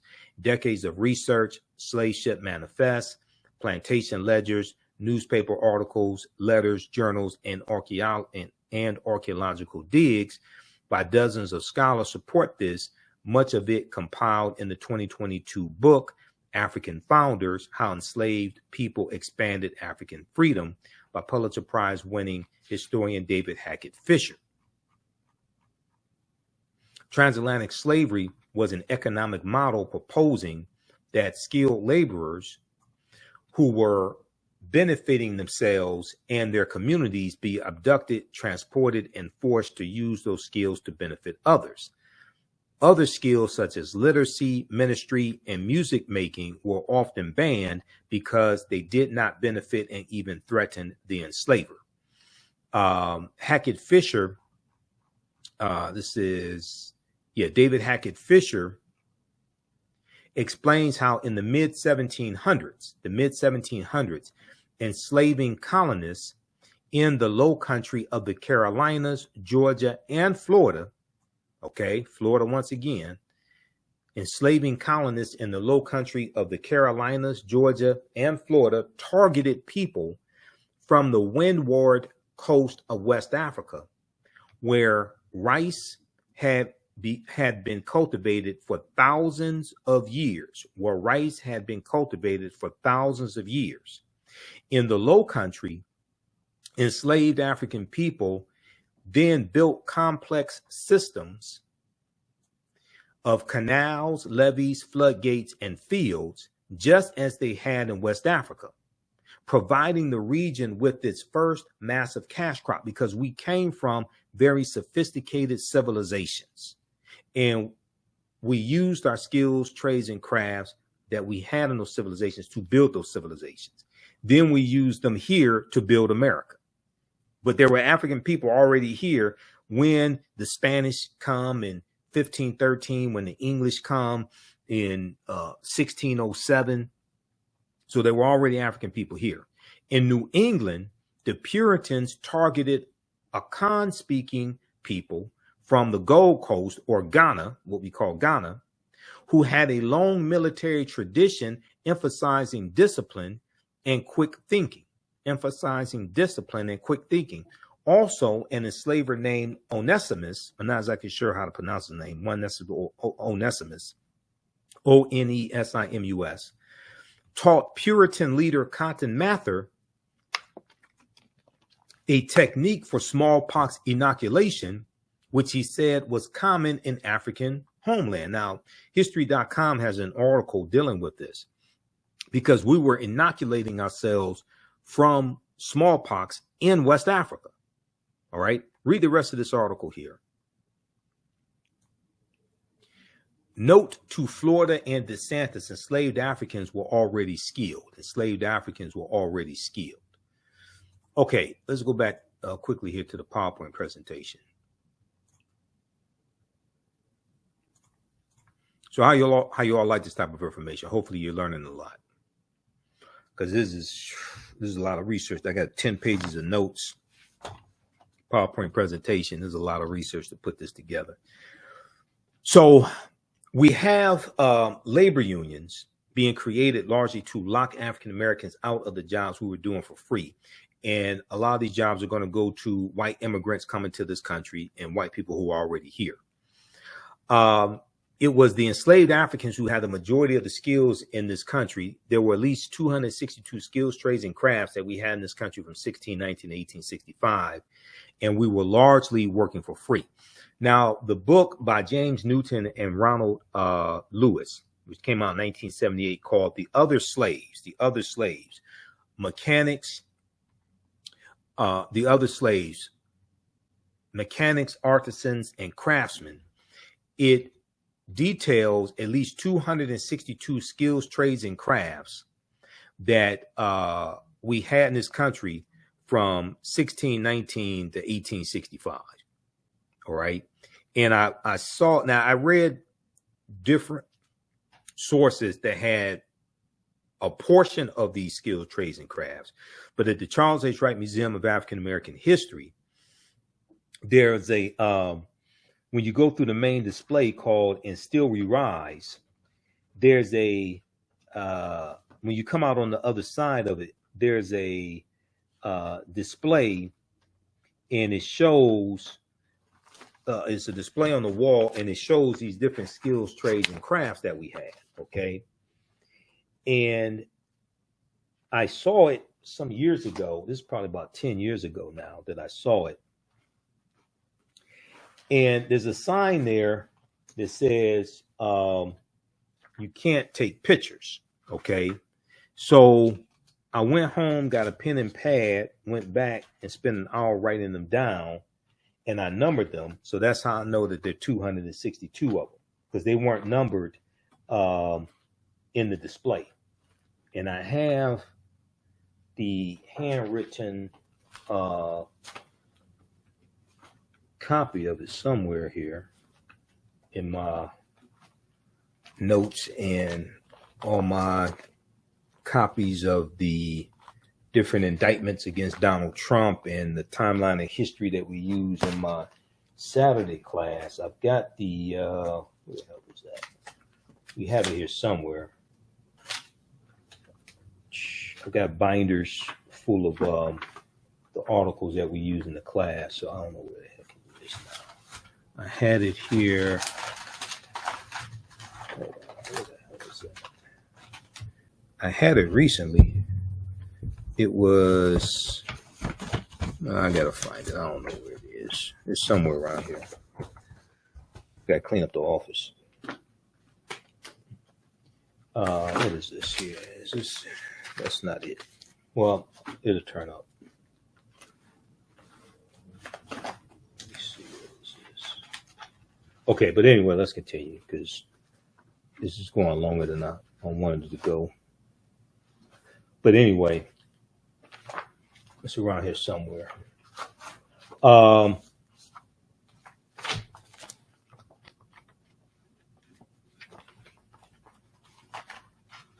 Okay, this is all stuff on Reconstruction and stuff from the Sunday class. All right, but we were anchor makers. We were artists, bakers, brick makers, barrel makers, bartenders, basket makers, beer makers, blacksmiths, bricklayers, brick makers, cabinet makers, cigar makers, etc., hemp baggers. A lot of these skills we brought with us from Africa. We were jockeys as well, because we were jockeys during slavery, and then after slavery ends, we're going to dominate the Kentucky Derby. We're going to dominate horse racing. The first Kentucky Derby ran in 1875, and it was won by a former slave named Oliver Lewis. He was 19 years old, okay, when the first Kentucky Derby ran. How many people know this? Okay, so this is some deep history that is oftentimes left out of the history books.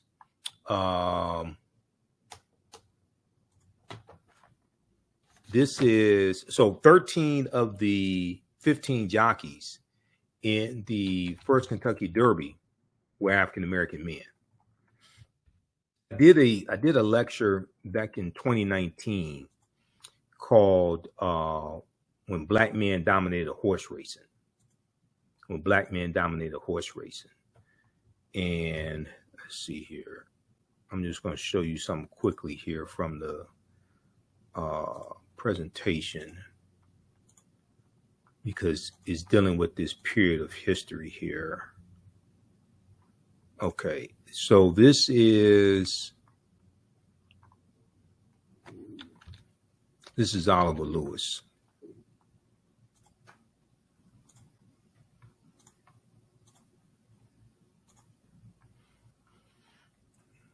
So why were horse racing was a pastime for wealthy white people? Usually, poor white men weren't into horse racing. They weren't gambling on horse racing, things like this, right? They didn't own horses. They didn't own thoroughbreds. Poor white men. So why did African American slaves become jockeys? African American jockeys' dominance in the world of racing is a history nearly forgotten today. Their participation dates back to colonial times when the British brought their love of horse racing to the New World. Founding fathers, or as Dr. Francis Cress Welsing called them, the Foundling Fathers, George Washington and Thomas Jefferson frequented the track. And when President Andrew Jackson, who's a huge white supremacist, who's the favorite president of another white supremacist president named Donald John Trump, former president, indicted co-conspirator Donald John Trump. When President Andrew Jackson moved into the White House in 1829, he brought along with him his best thoroughbreds and his black jockeys. So Andrew Jackson hated African people, but he liked us enough. He was nice enough to let us race his horses for him. Because racing was tremendously popular in the South, it is not surprising that the first black jockeys were slaves. Now, this is a picture of Oliver Lewis here. But when the first Kentucky Derby ran in 1875, May 17th, 1875, 13 of the 15 jockeys were African Americans. Among the first 28 Kentucky Derby winners, 15 of them were African American jockeys. African American jockeys excelled in the sport of horse racing in the late 1800s, but by 1921 they had disappeared from the Kentucky track and would not return until Marlon St. Julian rode in the 2000 race. So the last African American jockey to win the Kentucky Derby was Jimmy Winkfield in 1902. He won it in 1901 and 1902. This is Oliver Lewis. Oliver Lewis won the first Kentucky Derby in 1875. Okay, he was 19 years old. He was a former slave, and his horse trainer's name was Ansel Williams. I think it was Ansel Williams. And he was an older African-American man and a former slave also. Oliver Lewis won the very first Kentucky Derby in 1875 aboard Aristides, the horse Aristides. In addition to this famous first, Oliver Lewis became an analyzer of racing data. His work became very influential in the forming of modern race charts. So the derbymuseum.org has a lot of historical information. This is Jimmy Winkfield. He's a two-time Kentucky Derby racer. 1901, at age 19, Jimmy Winkfield captured his first Kentucky Derby title astride a horse named Eminence. He went on to win 160 races that year. 161 races Jimmy Winkfield won in 1901, including key victories in the Latonia Derby on Hernando and Tennessee Derby, where he rode Royal Victor. Okay, and he's going to go on to race internationally, win a lot of the top races in Europe. So he won he was the last African American jockey to win a Kentucky Derby that was in 1902. You have William Walker. He was a Kentucky Derby winner as well. And he turns pro at 17. I think he was 17 years old when he turns pro. He wins the Kentucky Derby in 1877. You have Isaac Murphy. Isaac Murphy won the Kentucky Derby 3 times, 1884, 1890, and 1891. Okay, so there's a whole deep, rich history of African-American jockeys that is largely forgotten, All right. Now, let's go back to this one here. Main presentation. Let's close out this one here on jockeys. Let's go back to this one here.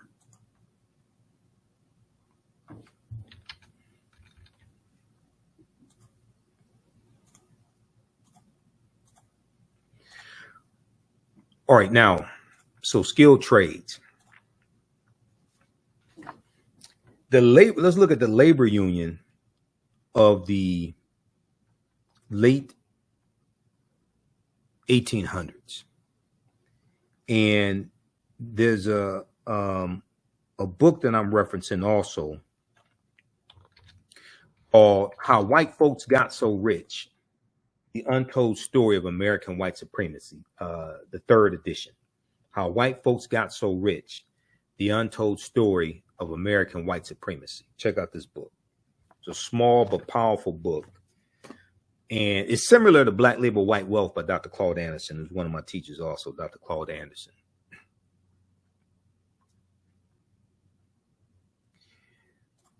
So the labor union movement of the late 1800s has arguably done more to destroy Black progress than any other known action of white people besides slavery, after slavery.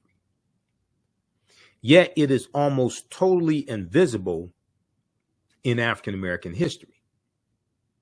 The union movement was specifically designed to do, number one, do 2 main things. Number one, remove African Americans from their jobs in the skilled trades which we dominated. Number 2, install in those jobs the European immigrants who were flooding into America by the millions. Okay. And these European immigrants also are going to be exploited by these corporations in these factories.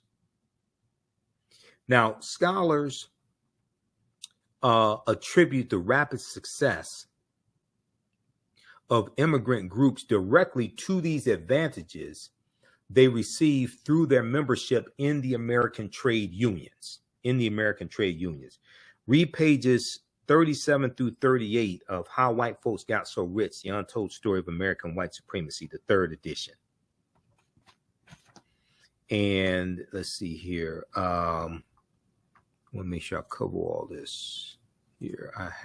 We have this here. Okay. So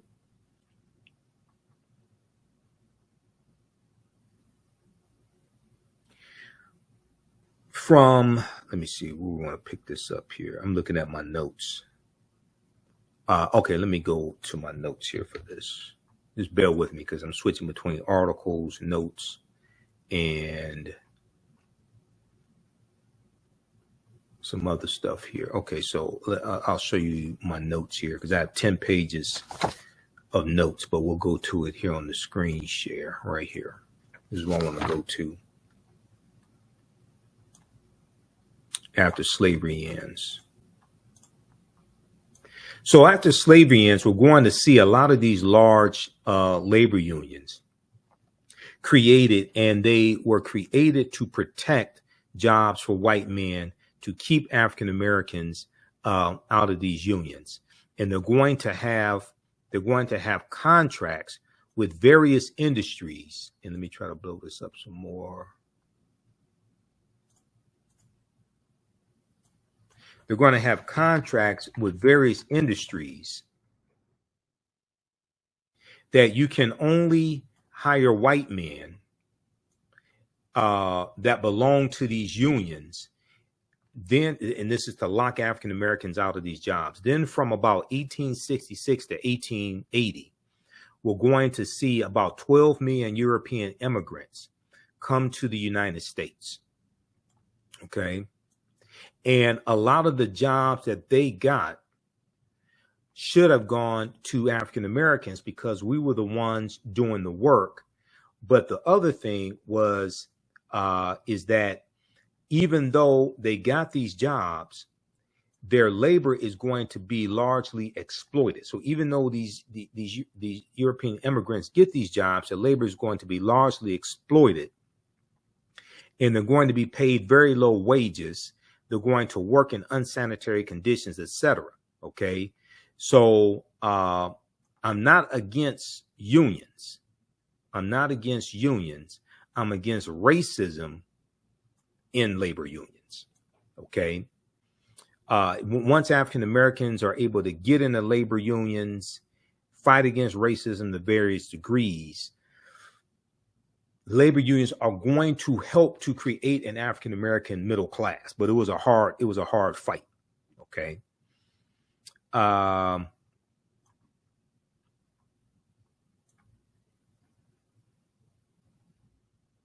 Labor unions have done a lot of good things, but when we look at the origins of a lot of these labor unions, it comes out of white supremacy and racism, and it comes out of a need to lock African Americans out of these opportunities. Okay, so read How White Folks Got So Rich, The Untold Story of American White Supremacy. This is from the Nation of Islam Research Group. And it's very well documented that they talk about how the labor union movement of the late 1880s has arguably done more to destroy Black progress than any other known action of white people outside of slavery. But this is largely left out of history. Okay. Now, so we talked about that. While historians have misrepresented Blacks in slavery as being mere field hands, African Americans held a virtual monopoly on almost all skilled and unskilled labor. Okay, we were the engineers, shipbuilders, tailors, shoemakers, carpenters, etc.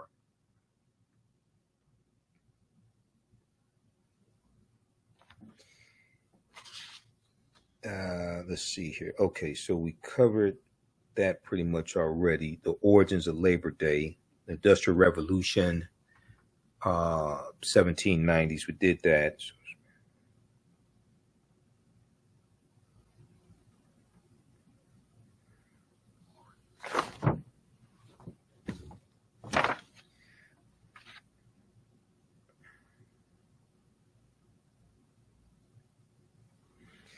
So as manufacturing increasingly replaces an agricultural basis,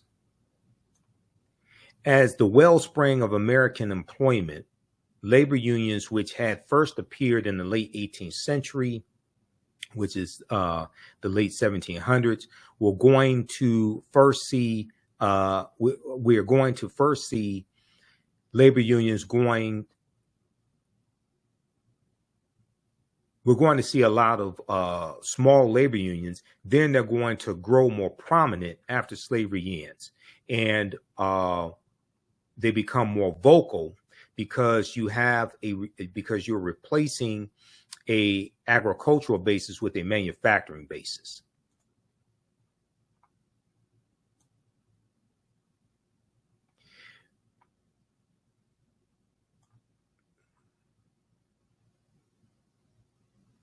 All right, let's see. Okay, you have an industrial revolution here in the U.S. and the 1880s, and you have labor unions began organizing labor strikes and rallies to protest poor conditions and compel employers to renegotiate hours and pay. Many of these events turned violent during the period of time, including the infamous Haymarket riot of 1886, in which several Chicago policemen and workers were killed. Other protests and strikes gave rise to long-standing traditions. On September 5th, 1882, 10,000 workers took unpaid time off from work to march from City Hall and Union Square in New York City, holding the first Labor Day parade in U.S. history. Now, the idea of a working man's holiday celebrated on the first Monday in September caught on in other industrial centers across the country. And many states passed legislation recognizing it.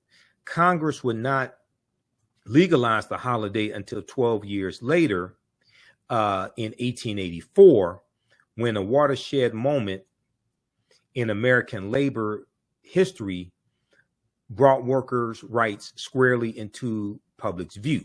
Okay. And this was the Pullman Palace Car Company strike by the Pullman workers. Okay. Now, the Pullman porters, who were African American, the Pullman porters were not allowed to strike because they were not allowed to join the union.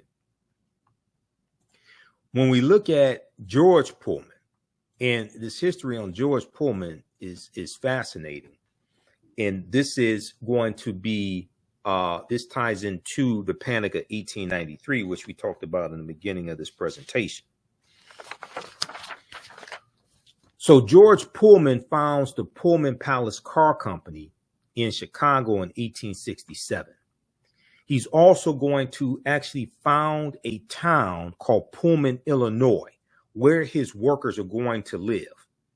And he's going to found a bank in Pullman, Illinois as well. So George Pullman is going to cut wages as rents continue during the Panic of 1893. Cuts to wages and rents endure. Despite growing tensions among George Pullman's workers, George Pullman's vision of a paternalistic community organized around a factory fascinated the American public for a time. When Chicago hosted the Columbian Exposition, the World's Fair of 1893, international visitors flocked to see the model town created by George Pullman. So his workers lived in quarters that George Pullman owned. Rent was taken directly out of their paychecks. Okay. Things changed dramatically with the Panic of 1893, which was a severe financial depression that affected the American economy. George Pullman is going to cut the wages of his workers by 1/3, but he refused to lower the rent of his workers in the company housing that he owned. He cuts wages by 33%, but he did not cut their rent. So the depression set off by the Panic of 1893 was the greatest depression America had known, and was only surpassed by the Great Depression of the 1930s. In early May 1893, the New York stock market dropped sharply, and in late June, panic selling caused the stock market to crash. A severe credit crisis resulted in more than 16,000 businesses failed by the end of 1893, including and it also included the failed businesses of about 156 railroad companies and nearly 500 banks. Okay. Unemployment spread until 1 in 6 American men lost their jobs. Thoughtco.com has an article, Financial Panics of the 19th Century. Okay, you should check out that article. Now,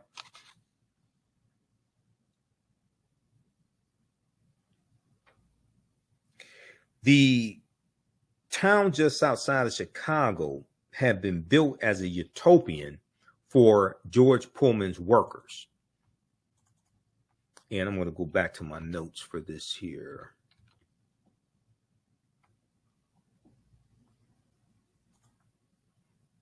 Okay, how you doing, Trinace?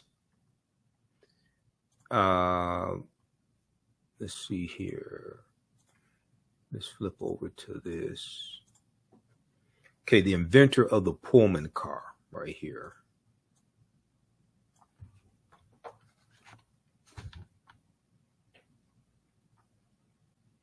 Okay, so George Pullman, who was the inventor of the Pullman car, which was a sleeping car on railroads that, you know, because people are traveling across the country. They're not flying at this time. They're traveling across the country by railroad. Okay.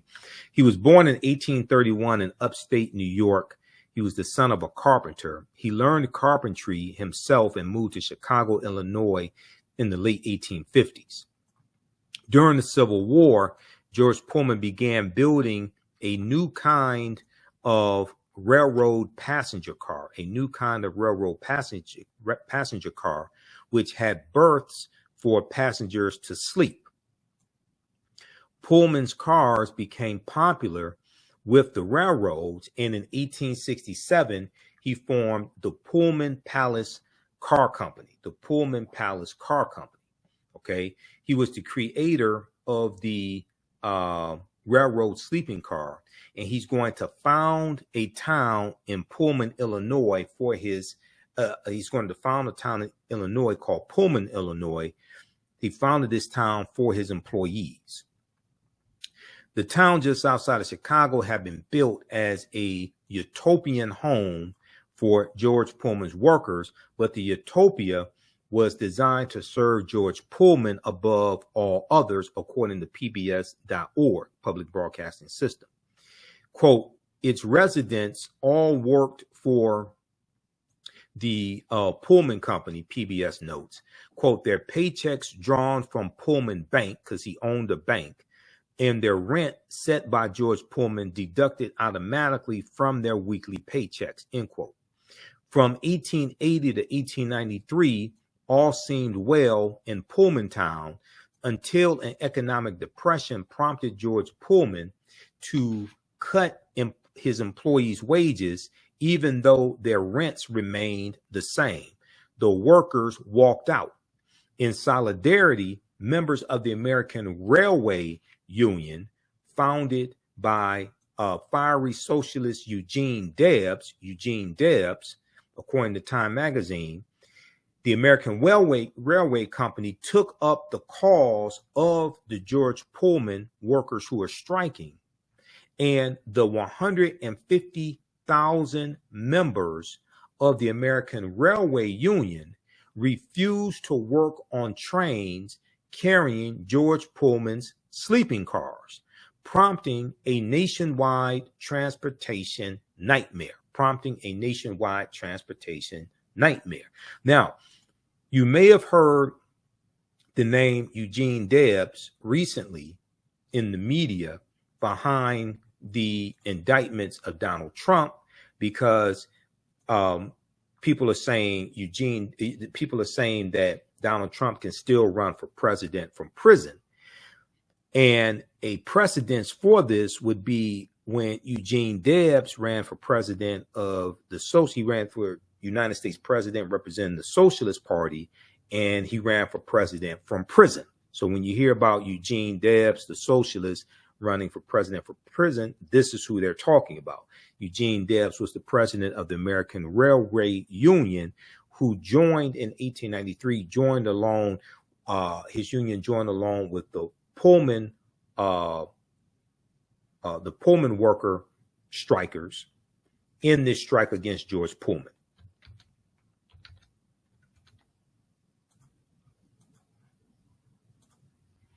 All right, let's go back to my notes. We're going to wrap up this here in a few minutes, hopefully. In the early 1880s, as his company prospered and his factories grew, Pullman began planning a town. Okay, so he built the town. He had a theater in the town, etc. Saloons, dance halls. and other establishments that would have been frequented by working class Americans of that time were not allowed in the city limits of Pullman, Illinois.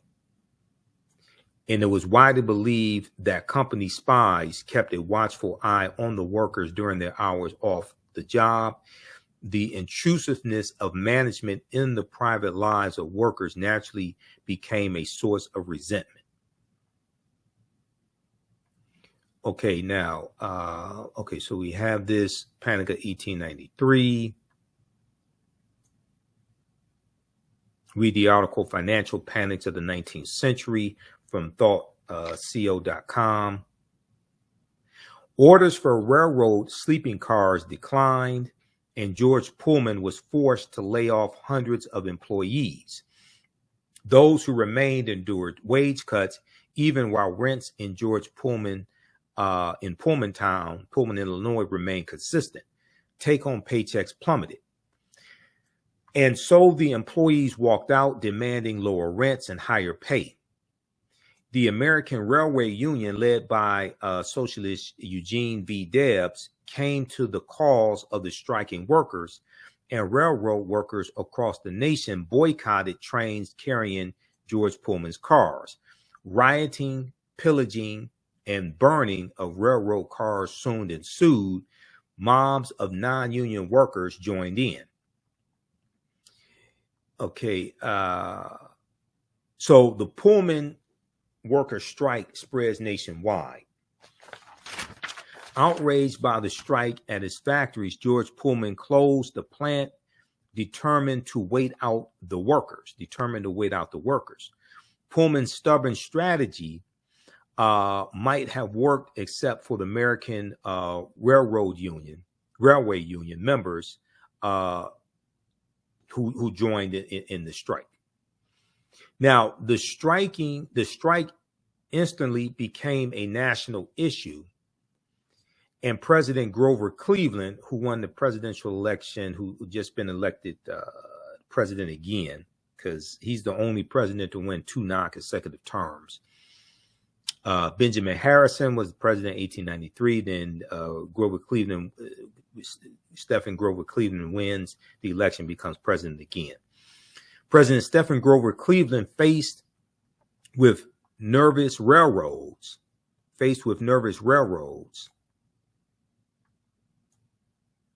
railroad executives, and interrupted mail trains, declared the strike a federal crime and deployed 12,000 troops to break the strike. Violence erupted, and 2 men were killed when U.S. deputy marshals fired on protesters in Kensington, Illinois, near Chicago, but the strike was doomed. On May 11th, 1894, employees of the Pullman Palace Car Company in Chicago went on strike to protest wage cuts and the firing of union representatives. Okay. Then on June 26, 1894, the American Railway Union, led by Eugene Debs, called for the boycott of Pullman railway cars, crippling railroad traffic nationwide. To break the Pullman strike, the federal government dispatched troops to Chicago, 12,000 U.S. troops, unleashing a wave of riots that resulted in the deaths of more than a dozen workers. Okay, so there was bloodshed in the streets behind this strike, this nationwide strike.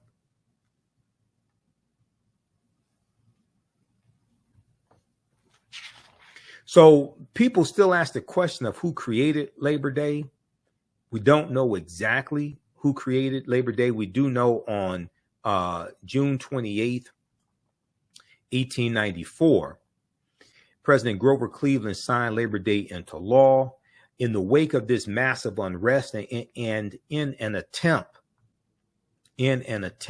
to repair ties with American workers, Congress passed an act making Labor Day a legal holiday in the District of Columbia and U.S. territories. On June 28, 1894, President Stephen Grover Cleveland signed this act into law. More than a century later, the true founder of Labor Day has yet to be identified. Many credit Peter J. McGuire, co-founder of the American Federation of Labor, while others have suggested that Matthew McGuire, M-A-G-U-I-R-E, a secretary of the Central Labor Union, with first proposing the holiday.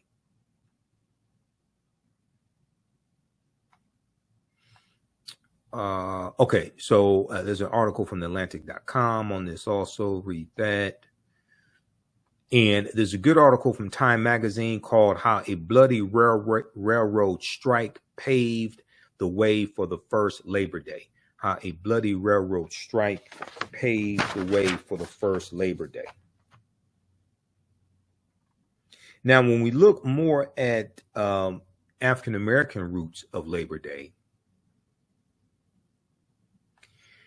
we deal with George Pullman and the Pullman Palace Car Company, and the fact that the African-American Pullman porters, who many of them were former slaves, were not able to participate in this strike.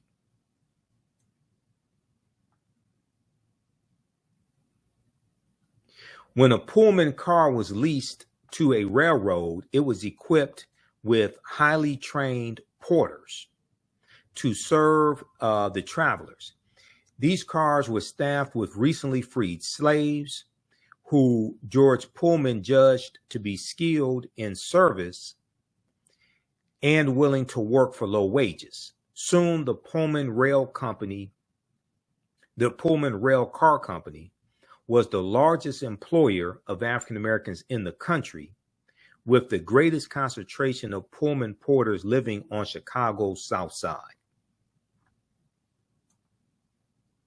So Labor Day was nationally established after the Pullman strike of 1894, when President Stephen Grover Cleveland sought to win political points by honoring dissatisfied railroad workers. This strike did not include African-American Pullman porters or conductors on trains, but for the Black porters, racism fueled part of the workers' dissatisfaction and was never addressed. Okay, so it's going to be after the Brotherhood of Sleeping Car Porters is founded by A. Phillip Randolph in 1925. It's going to be after that these workers are going to be able to go on strike.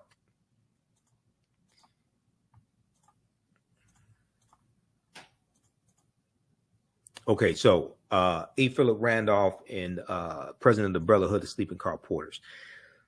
Brotherhood of Sleeping Car Porters, also called Brotherhood of Sleeping Car Porters and Maids, M-A-I-D-S, was the first African-American labor union to be affiliated with the American Federation of Labor. It was founded in 1925 by labor organizer and civil rights activist A. Phillip Randolph, who's also a member of Phi Beta Sigma Fraternity Incorporated, my fraternity. You heard me mention that on Roland Martin Unfiltered when we talked about the 60th anniversary of the March on Washington. And I didn't agree with A. Phillip Randolph on everything. I disagreed with him on the Marcus Garvey Must Go campaign, but other things I agreed with him on. The Brotherhood of Sleeping Car Porters aim to improve the working conditions and treatment of African-American railroad porters and maids employed by the Pullman Company, by George Pullman, a manufacturer and operator of railroad cars. The BSCP, Brotherhood of Sleeping Car Porters, embodied A. Phillip Randolph's belief that segregation and racism were linked to the unfair distribution of wealth, and power that condemned tens of millions of African American and white Americans to chronic misery. Britannica.com, Encyclopedia Britannica, has a good write-up on the Brotherhood of Sleeping Car Porters. You can check that out at Britannica.com. Now, in their home neighborhoods, to be a Pullman porter was considered a prestigious position. The job offered a steady income, a opportunity, a steady income, and an opportunity to travel across America, and a life largely free of heavy physical labor, which was rare for African Americans in that era. Historian Tamil Black recounts, they were good looking, clean, and immaculate in their dress. Their style was quite manly. Their language was very carefully crafted so that they had a sense of intelligence about them. They were good role models for young men. And I remember there was a documentary in the last few years about the Pullman porters also, these African-American men. But the porters were also mistreated, underpaid, and subjected to countless indignities on the job. A Pullman, quote, a Pullman porter was really kind of a glorified hotel maid and bellhop in what George Pullman called a hotel on wheels. And what George Pullman called a hotel on wheels explains former Pullman porter and historian Greg Leroy. Read the article from blackpast.org called Brotherhood of Sleeping Car Porters, Brotherhood of Sleeping Car Porters, that breaks down this history. And blackpast.org, they have about 6,000 pages of articles dealing with African history and African American history. So that's one of the sources I use in my classes. If you go back to my notes here quickly, this is on page 7 of my notes. Let's see, where are we here? The Pullman Company, I want to go to this citation here. Where are we? Right here. Okay.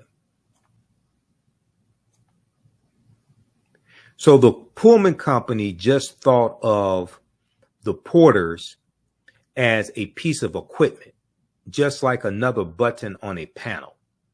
The same as a light switch or a fan switch. The same as a light switch or a fan switch. And let's see here. I'm going to pull up this article.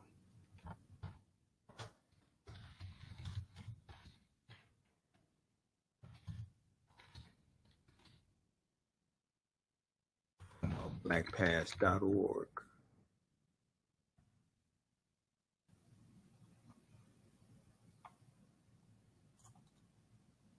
Okay, this piece right here. Let's go to this.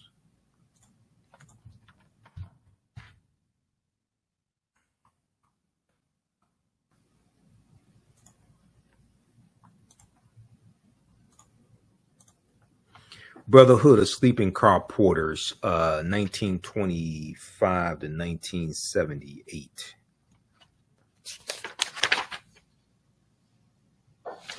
This is from blackpast.org. All right. This is a mass meeting of the Brotherhood of Sleeping Car Porters in 1933.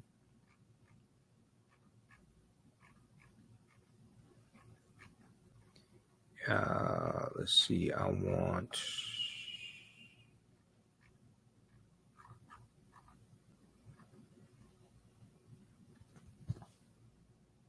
Where is that?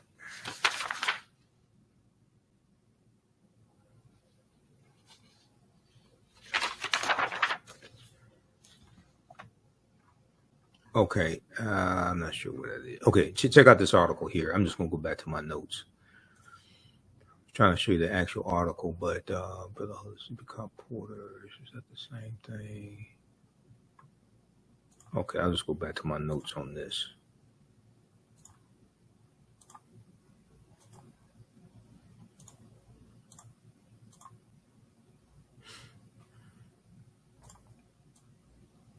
Okay, so the Pullman Company just thought of the Pullman porters as a piece of equipment, just like another button on a panel.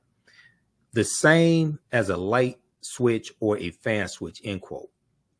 George Pullman demanded 400 hours a month or 11,000 miles. Okay, 400 hours a month or 11,000 miles from his Pullman porters, sometimes as much as 20 hours at a stretch, and he paid them ridiculously low wages. So in 1926, an average, they were paid an average of $810 a year in 1926. That's about $7,500 in today's dollars. Quote, it did not pay a livable wage, but they made a living with tips that they got because the salary was nothing, says Lynn Hughes of the A. Phillip Randolph Pullman Porter Museum, the A. Phillip Randolph Pullman Porter Museum. The company expected its employees to pay for their own meals, supply their own uniforms, and supply their own shoe polish, and allow them only short naps on couches in the smoking car. Disgruntled Pullman porters began to question the situation and decided to take on the enormously powerful company. In 1925, the Pullman porters formed a union called the Brotherhood of Sleeping Car Porters. This marked the beginning of a 12-year struggle for dignity, better working conditions, and fair pay. Its leaders were charismatic Black activist A. Phillip Randolph and former Pullman porter Milton Webster, head of the Chicago Union Local. Their eventual triumph marked the first time in American history that a Black union forced a powerful corporation to the negotiation table. It was a significant step forward for Black equality. It was a significant step forward for Black equality. And let me see here. I'm looking at this article here. Just bear with me because I have a ton of information here. Okay, that's from a different article. I think this had to be the article from Public Broadcasting System, from pbs.org. That's what that is.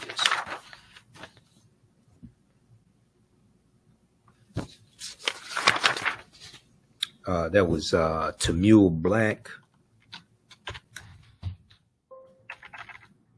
So that was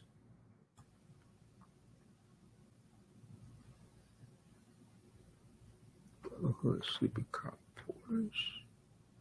Regular.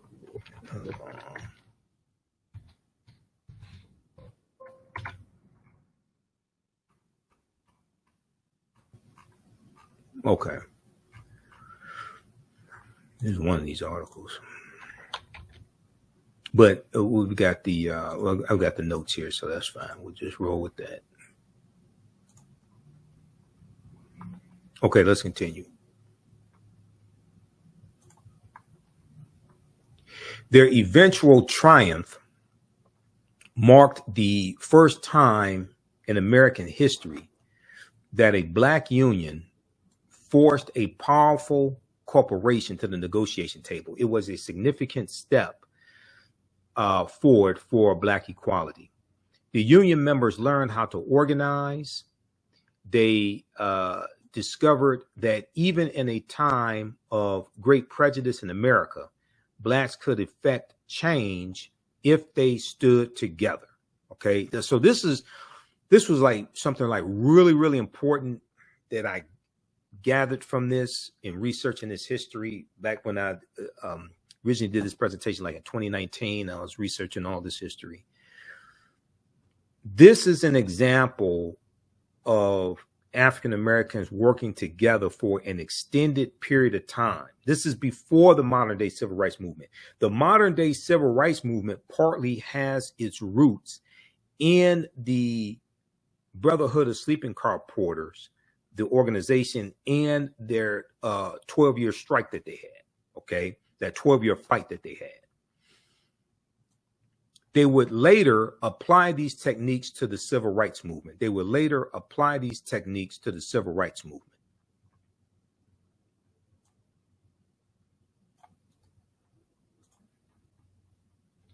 We know that A. Phillip Randolph is going to become instrumental in the modern day civil rights movement. And he was looked at as one of the big six Negro leaders. So Negro leaders also. So the Union members of the Brotherhood of Sleeping Car Porter learned how to organize and negotiate. And I'm going to try to pull something else up as well.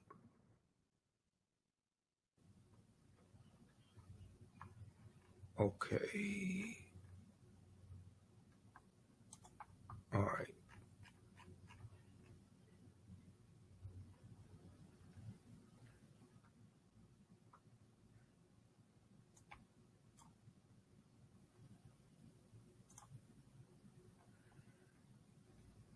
Okay, so they learn how to negotiate, learn how to organize and negotiate as well.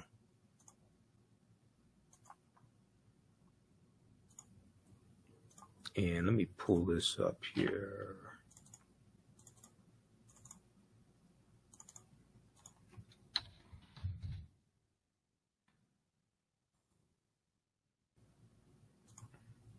Okay, we'll go back to that. Just give me a minute.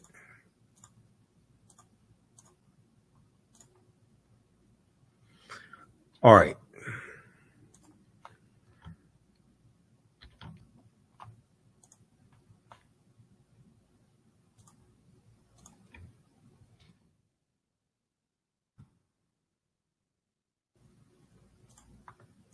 Okay, so we know that A. Phillip Randolph becomes one of what's known as the Big Six Negro leaders, Big Six African-American leaders during the modern day civil rights movement. He's one of the architects of the March on Washington. And these African-American men discovered that even in a time of great prejudice in America, African-Americans could affect change, could bring about change if they stood together and persevered. Once again, it's important to understand that these African-Americans organized, and they formed this organization, and they realized even at a time of racial prejudice and racism in America in the late 1920s and 30s, they realized that they could bring about change if they stood together and persevered. Now, these tactics were later applied to the civil rights movement, the modern day civil rights movement. So even though we look at the modern day civil rights movement starting in December of 1955 with the Montgomery bus boycott, which started Monday morning, December 5th, 1955,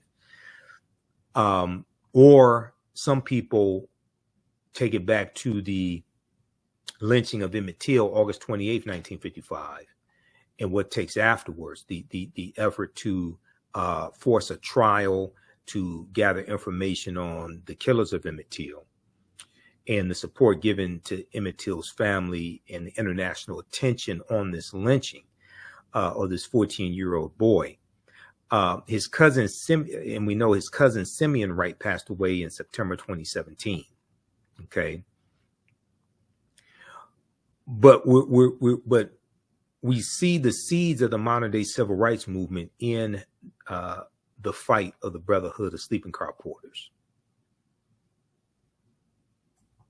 TheRoot.com had a good article and a video clip from September 4th, 2017 called America's Racist History of Labor. America's Racist History of Labor.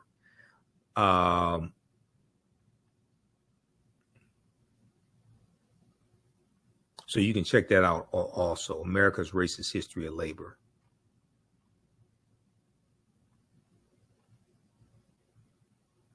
Now, you also have Isaac Myers. Isaac Myers is the, let's see here, let's go back over to the PowerPoint presentation.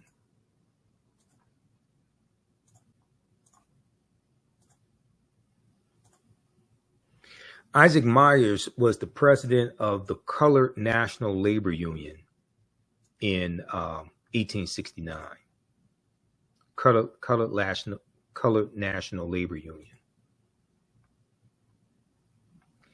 So Isaac Myers was a mason, brick mason, labor leader, born in Baltimore, January 13th, 1835. He was the son of free African-American parents, but grew up in a slave state of Maryland. Isaac Myers received his early education from a private day school of a local clergyman named Reverend John Forty. Since the state of Maryland provided no public education for African-American children at the time, at age 16, Isaac Myers became an apprentice to James Jackson, who was a prominent African-American Baltimore ship caulker.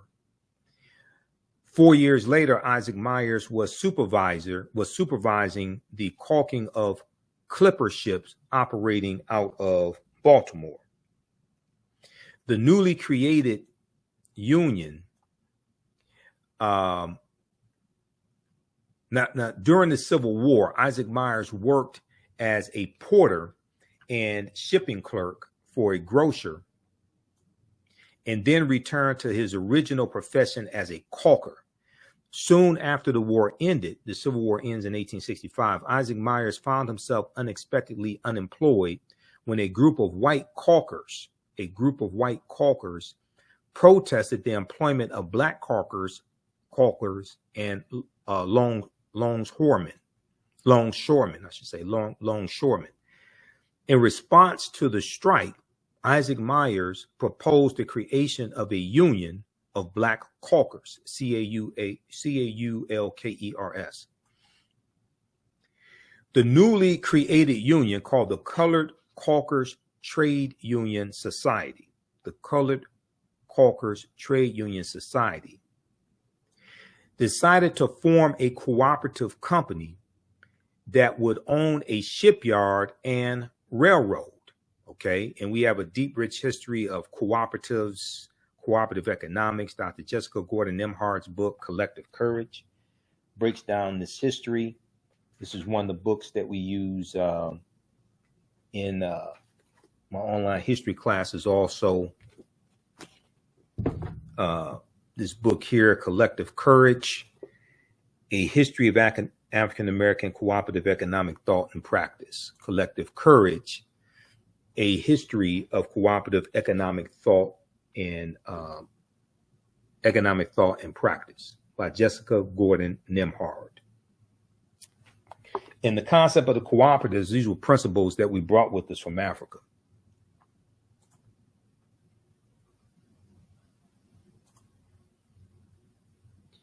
All right, now, so he forms the Colored Caulkers Trade Union Society. And they decided to form a cooperative company that would own a shipyard and railroad, pooling their resources. The workers issued stock and quickly raised $10,000 in subscriptions among Black Baltimore residents. They also borrowed another $30,000, and on February 12, 1866, they purchased a shipyard and railway, which they named the Chesapeake Marine Railway, which was a dry dock company. Okay, so they did this in 1866. All right, blackpast.org has a good article on Isaac Myers, and I'm going to go to that here.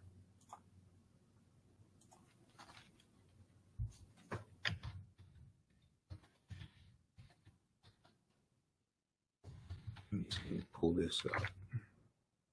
Isaac Myers.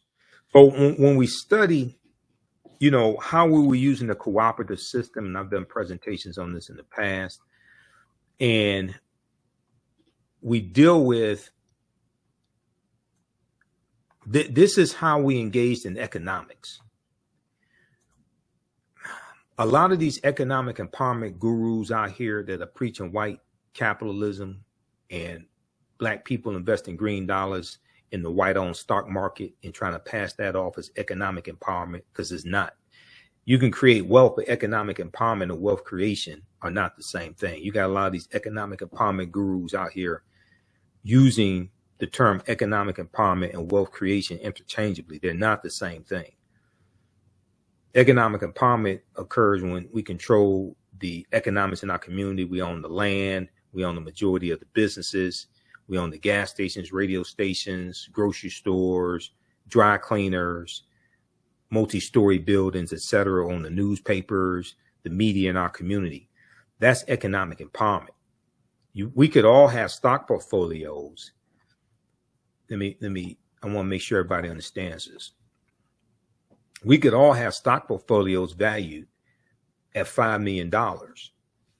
And we could still spend 97% of our dollars with people that don't look like us. If you have wealth creation, you don't have economic empowerment. And there are a lot of economic empowerment gurus, or whatever they want to call themselves, out here using the terms interchangeably. They're not the same thing. I'm not against wealth creation, but we have to be clear on what we're doing. Black people investing green dollars in white-owned corporations is not economic empowerment. You can create wealth. Now, you can take that wealth and you can use that to buy up the land, buy up houses, own grocery stores, own radio stations, TV stations. You can use that wealth to buy assets in our community so we can control the economics and control the politicians in our community. But we cannot confuse wealth creation with economic empowerment. Those are two entirely different things. They come from two different mindsets. When you understand history and you understand what Isaac Myers was doing and others, they're talking about economic empowerment and controlling the economics in their own communities and being able to employ their own people. That's a different mindset than just creating wealth. So they also borrowed another $30,000, and on February 12th, 1866, 1 year after slavery ended, they purchased a shipyard and railway, which they named the Chesapeake Marine Railway and Dry Dock Company. Within months, the cooperative employed 300 black caulkers and received several government contracts. This is in 1866, not 1966, 1866, the year after the Civil War ended and chattel slavery ended. Ultimately, it employed a number of white workers as well. The success of Isaac Myers Union in Baltimore encouraged black caulkers in other seaport cities to organize. It also caught the attention of the National Labor Union Executive Committee. The National Labor Union, which was founded in 1866, largely to lock African Americans out of the jobs that we have been doing for free. In 1869, the National Labor Union invited Isaac Myers Colored Caulkers Trade Union Society to its annual convention meeting in Philadelphia. The National Labor Union declared it would welcome African American unions to its federation. Meanwhile, Isaac Myers was elected president of the Colored National Labor Union, the first organization of its type in U.S. history. Isaac Myers appealed to black workers to join unions and called on white unions to accept them as full members. Expecting the full support of the National Labor Union, he soon learned that the predominantly white organization insisted that black union members abandon the Republican Party and join the Labor Reform Party. So at this time, the Republican Party was largely the party of African Americans because they were the party of Lincoln. Okay, this is before Reconstruction, this is before the Republicans betrayed African Americans with the Compromise of 1877 that most of these black conservatives out here don't want to talk about. Okay, and they agreed to that Rutherford B. Hayes, who was the Republican candidate for president in the 1876 presidential election, they agreed that he would remove the remaining Union troops out of the South to allow the Democrats and the white supremacists to take back full control of the state governments in the South. Okay, this is the Compromise of 1877.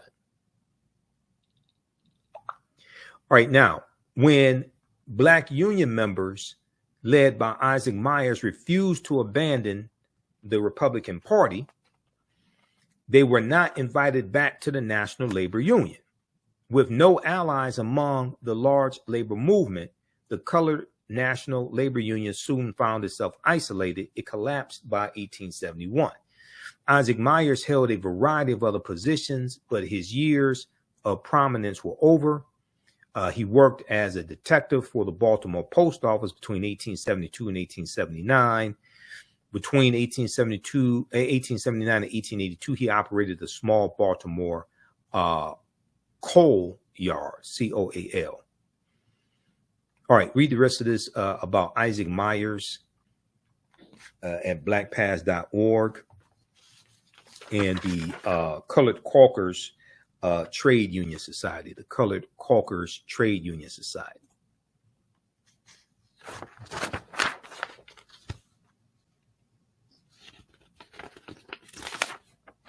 Now, Frederick Douglass was vice president of a colored labor union. Where is that? Right here. The Colored National Labor Union, 1872. He's going to become president. He was vice president of a colored labor union and becomes president of one. Also becomes president of one as well. So blackpast.org has some information on that, and I had where's that article? I had some information on that dealing with Frederick Douglass also. There is a good article from newsone.com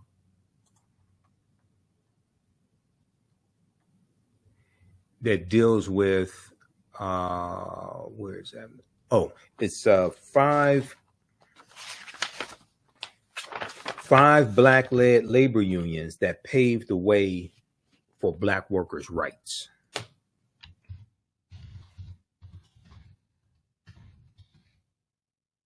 Yeah, 5 black-led labor unions that paved the way for black workers' rights. So check this out from newsone.com. This is a good article.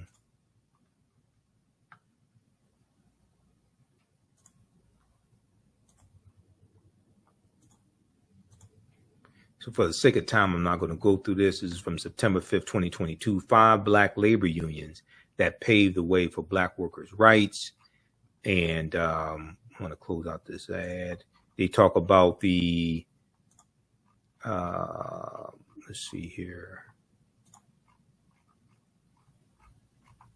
Brotherhood of Sleeping Car Porters. They talk about the Brotherhood of Sleeping Car Porters. The Colored National Labor Union. The Colored National Labor Union. Waiting for this to keep loading. Okay. Colored National Labor Union. They talk about the Coalition of Black Trade Unionists. The National Domestic Workers Union, and the American League of Colored Laborers. The American League of Colored Laborers, okay, led by Frederick Douglass, created in 1850. The American League of Colored Laborers. Okay, so you can check that out as well. 5 black-led labor unions that have paved the way for black workers' rights.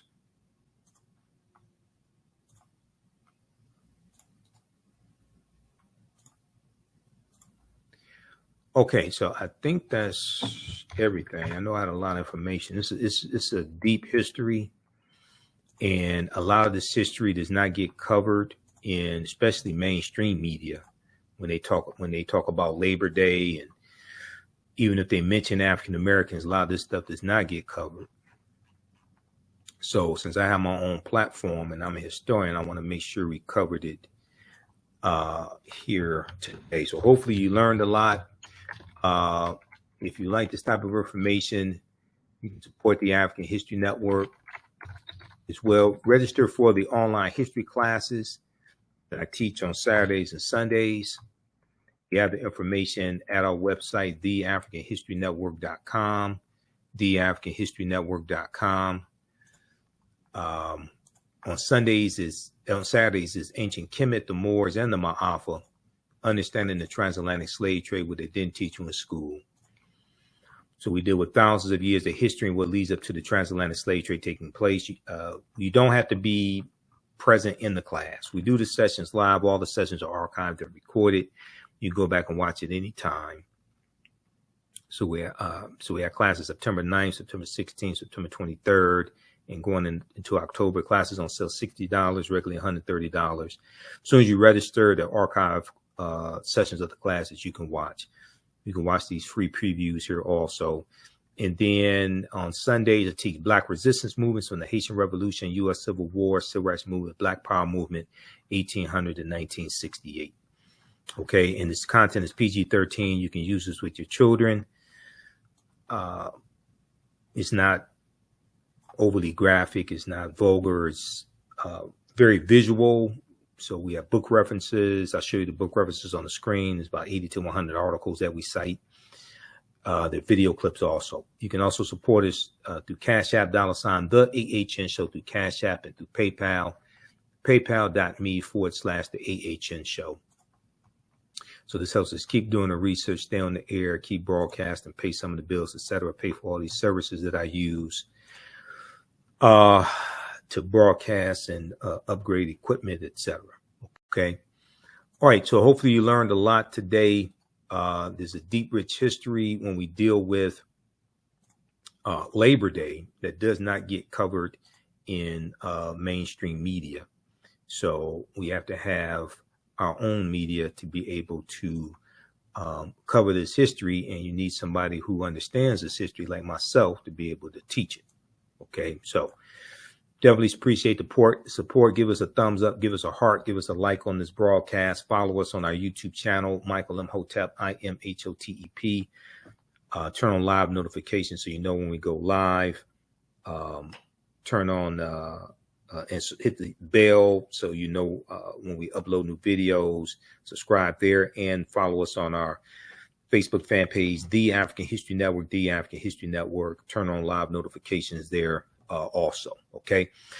Hopefully you learned a lot. Hope to see you in class. Remember, right now it's corrects wrong behavior. It's not over till we win. Wakanda forever. And we'll talk to you next time. Peace. Struggling with reading, writing, learning loss, and a culturally irrelevant curriculum? Do you want your child to be outstanding at reading and writing and also take pride in their culture? Then you want Reading Revolution Online. Reading Revolution Online is a web-based reading support program. We serve scholars in grades K through 8, and through our innovative approach, we help them build reading confidence and cultural identity development, equipping them for success in school and life. They learn about Black heroes and sheroes through captioned videos, reading selections, and other activities. Reading Revolution Online is an experience for the whole family. Do it for the culture. Go to readingrevolution.org and get your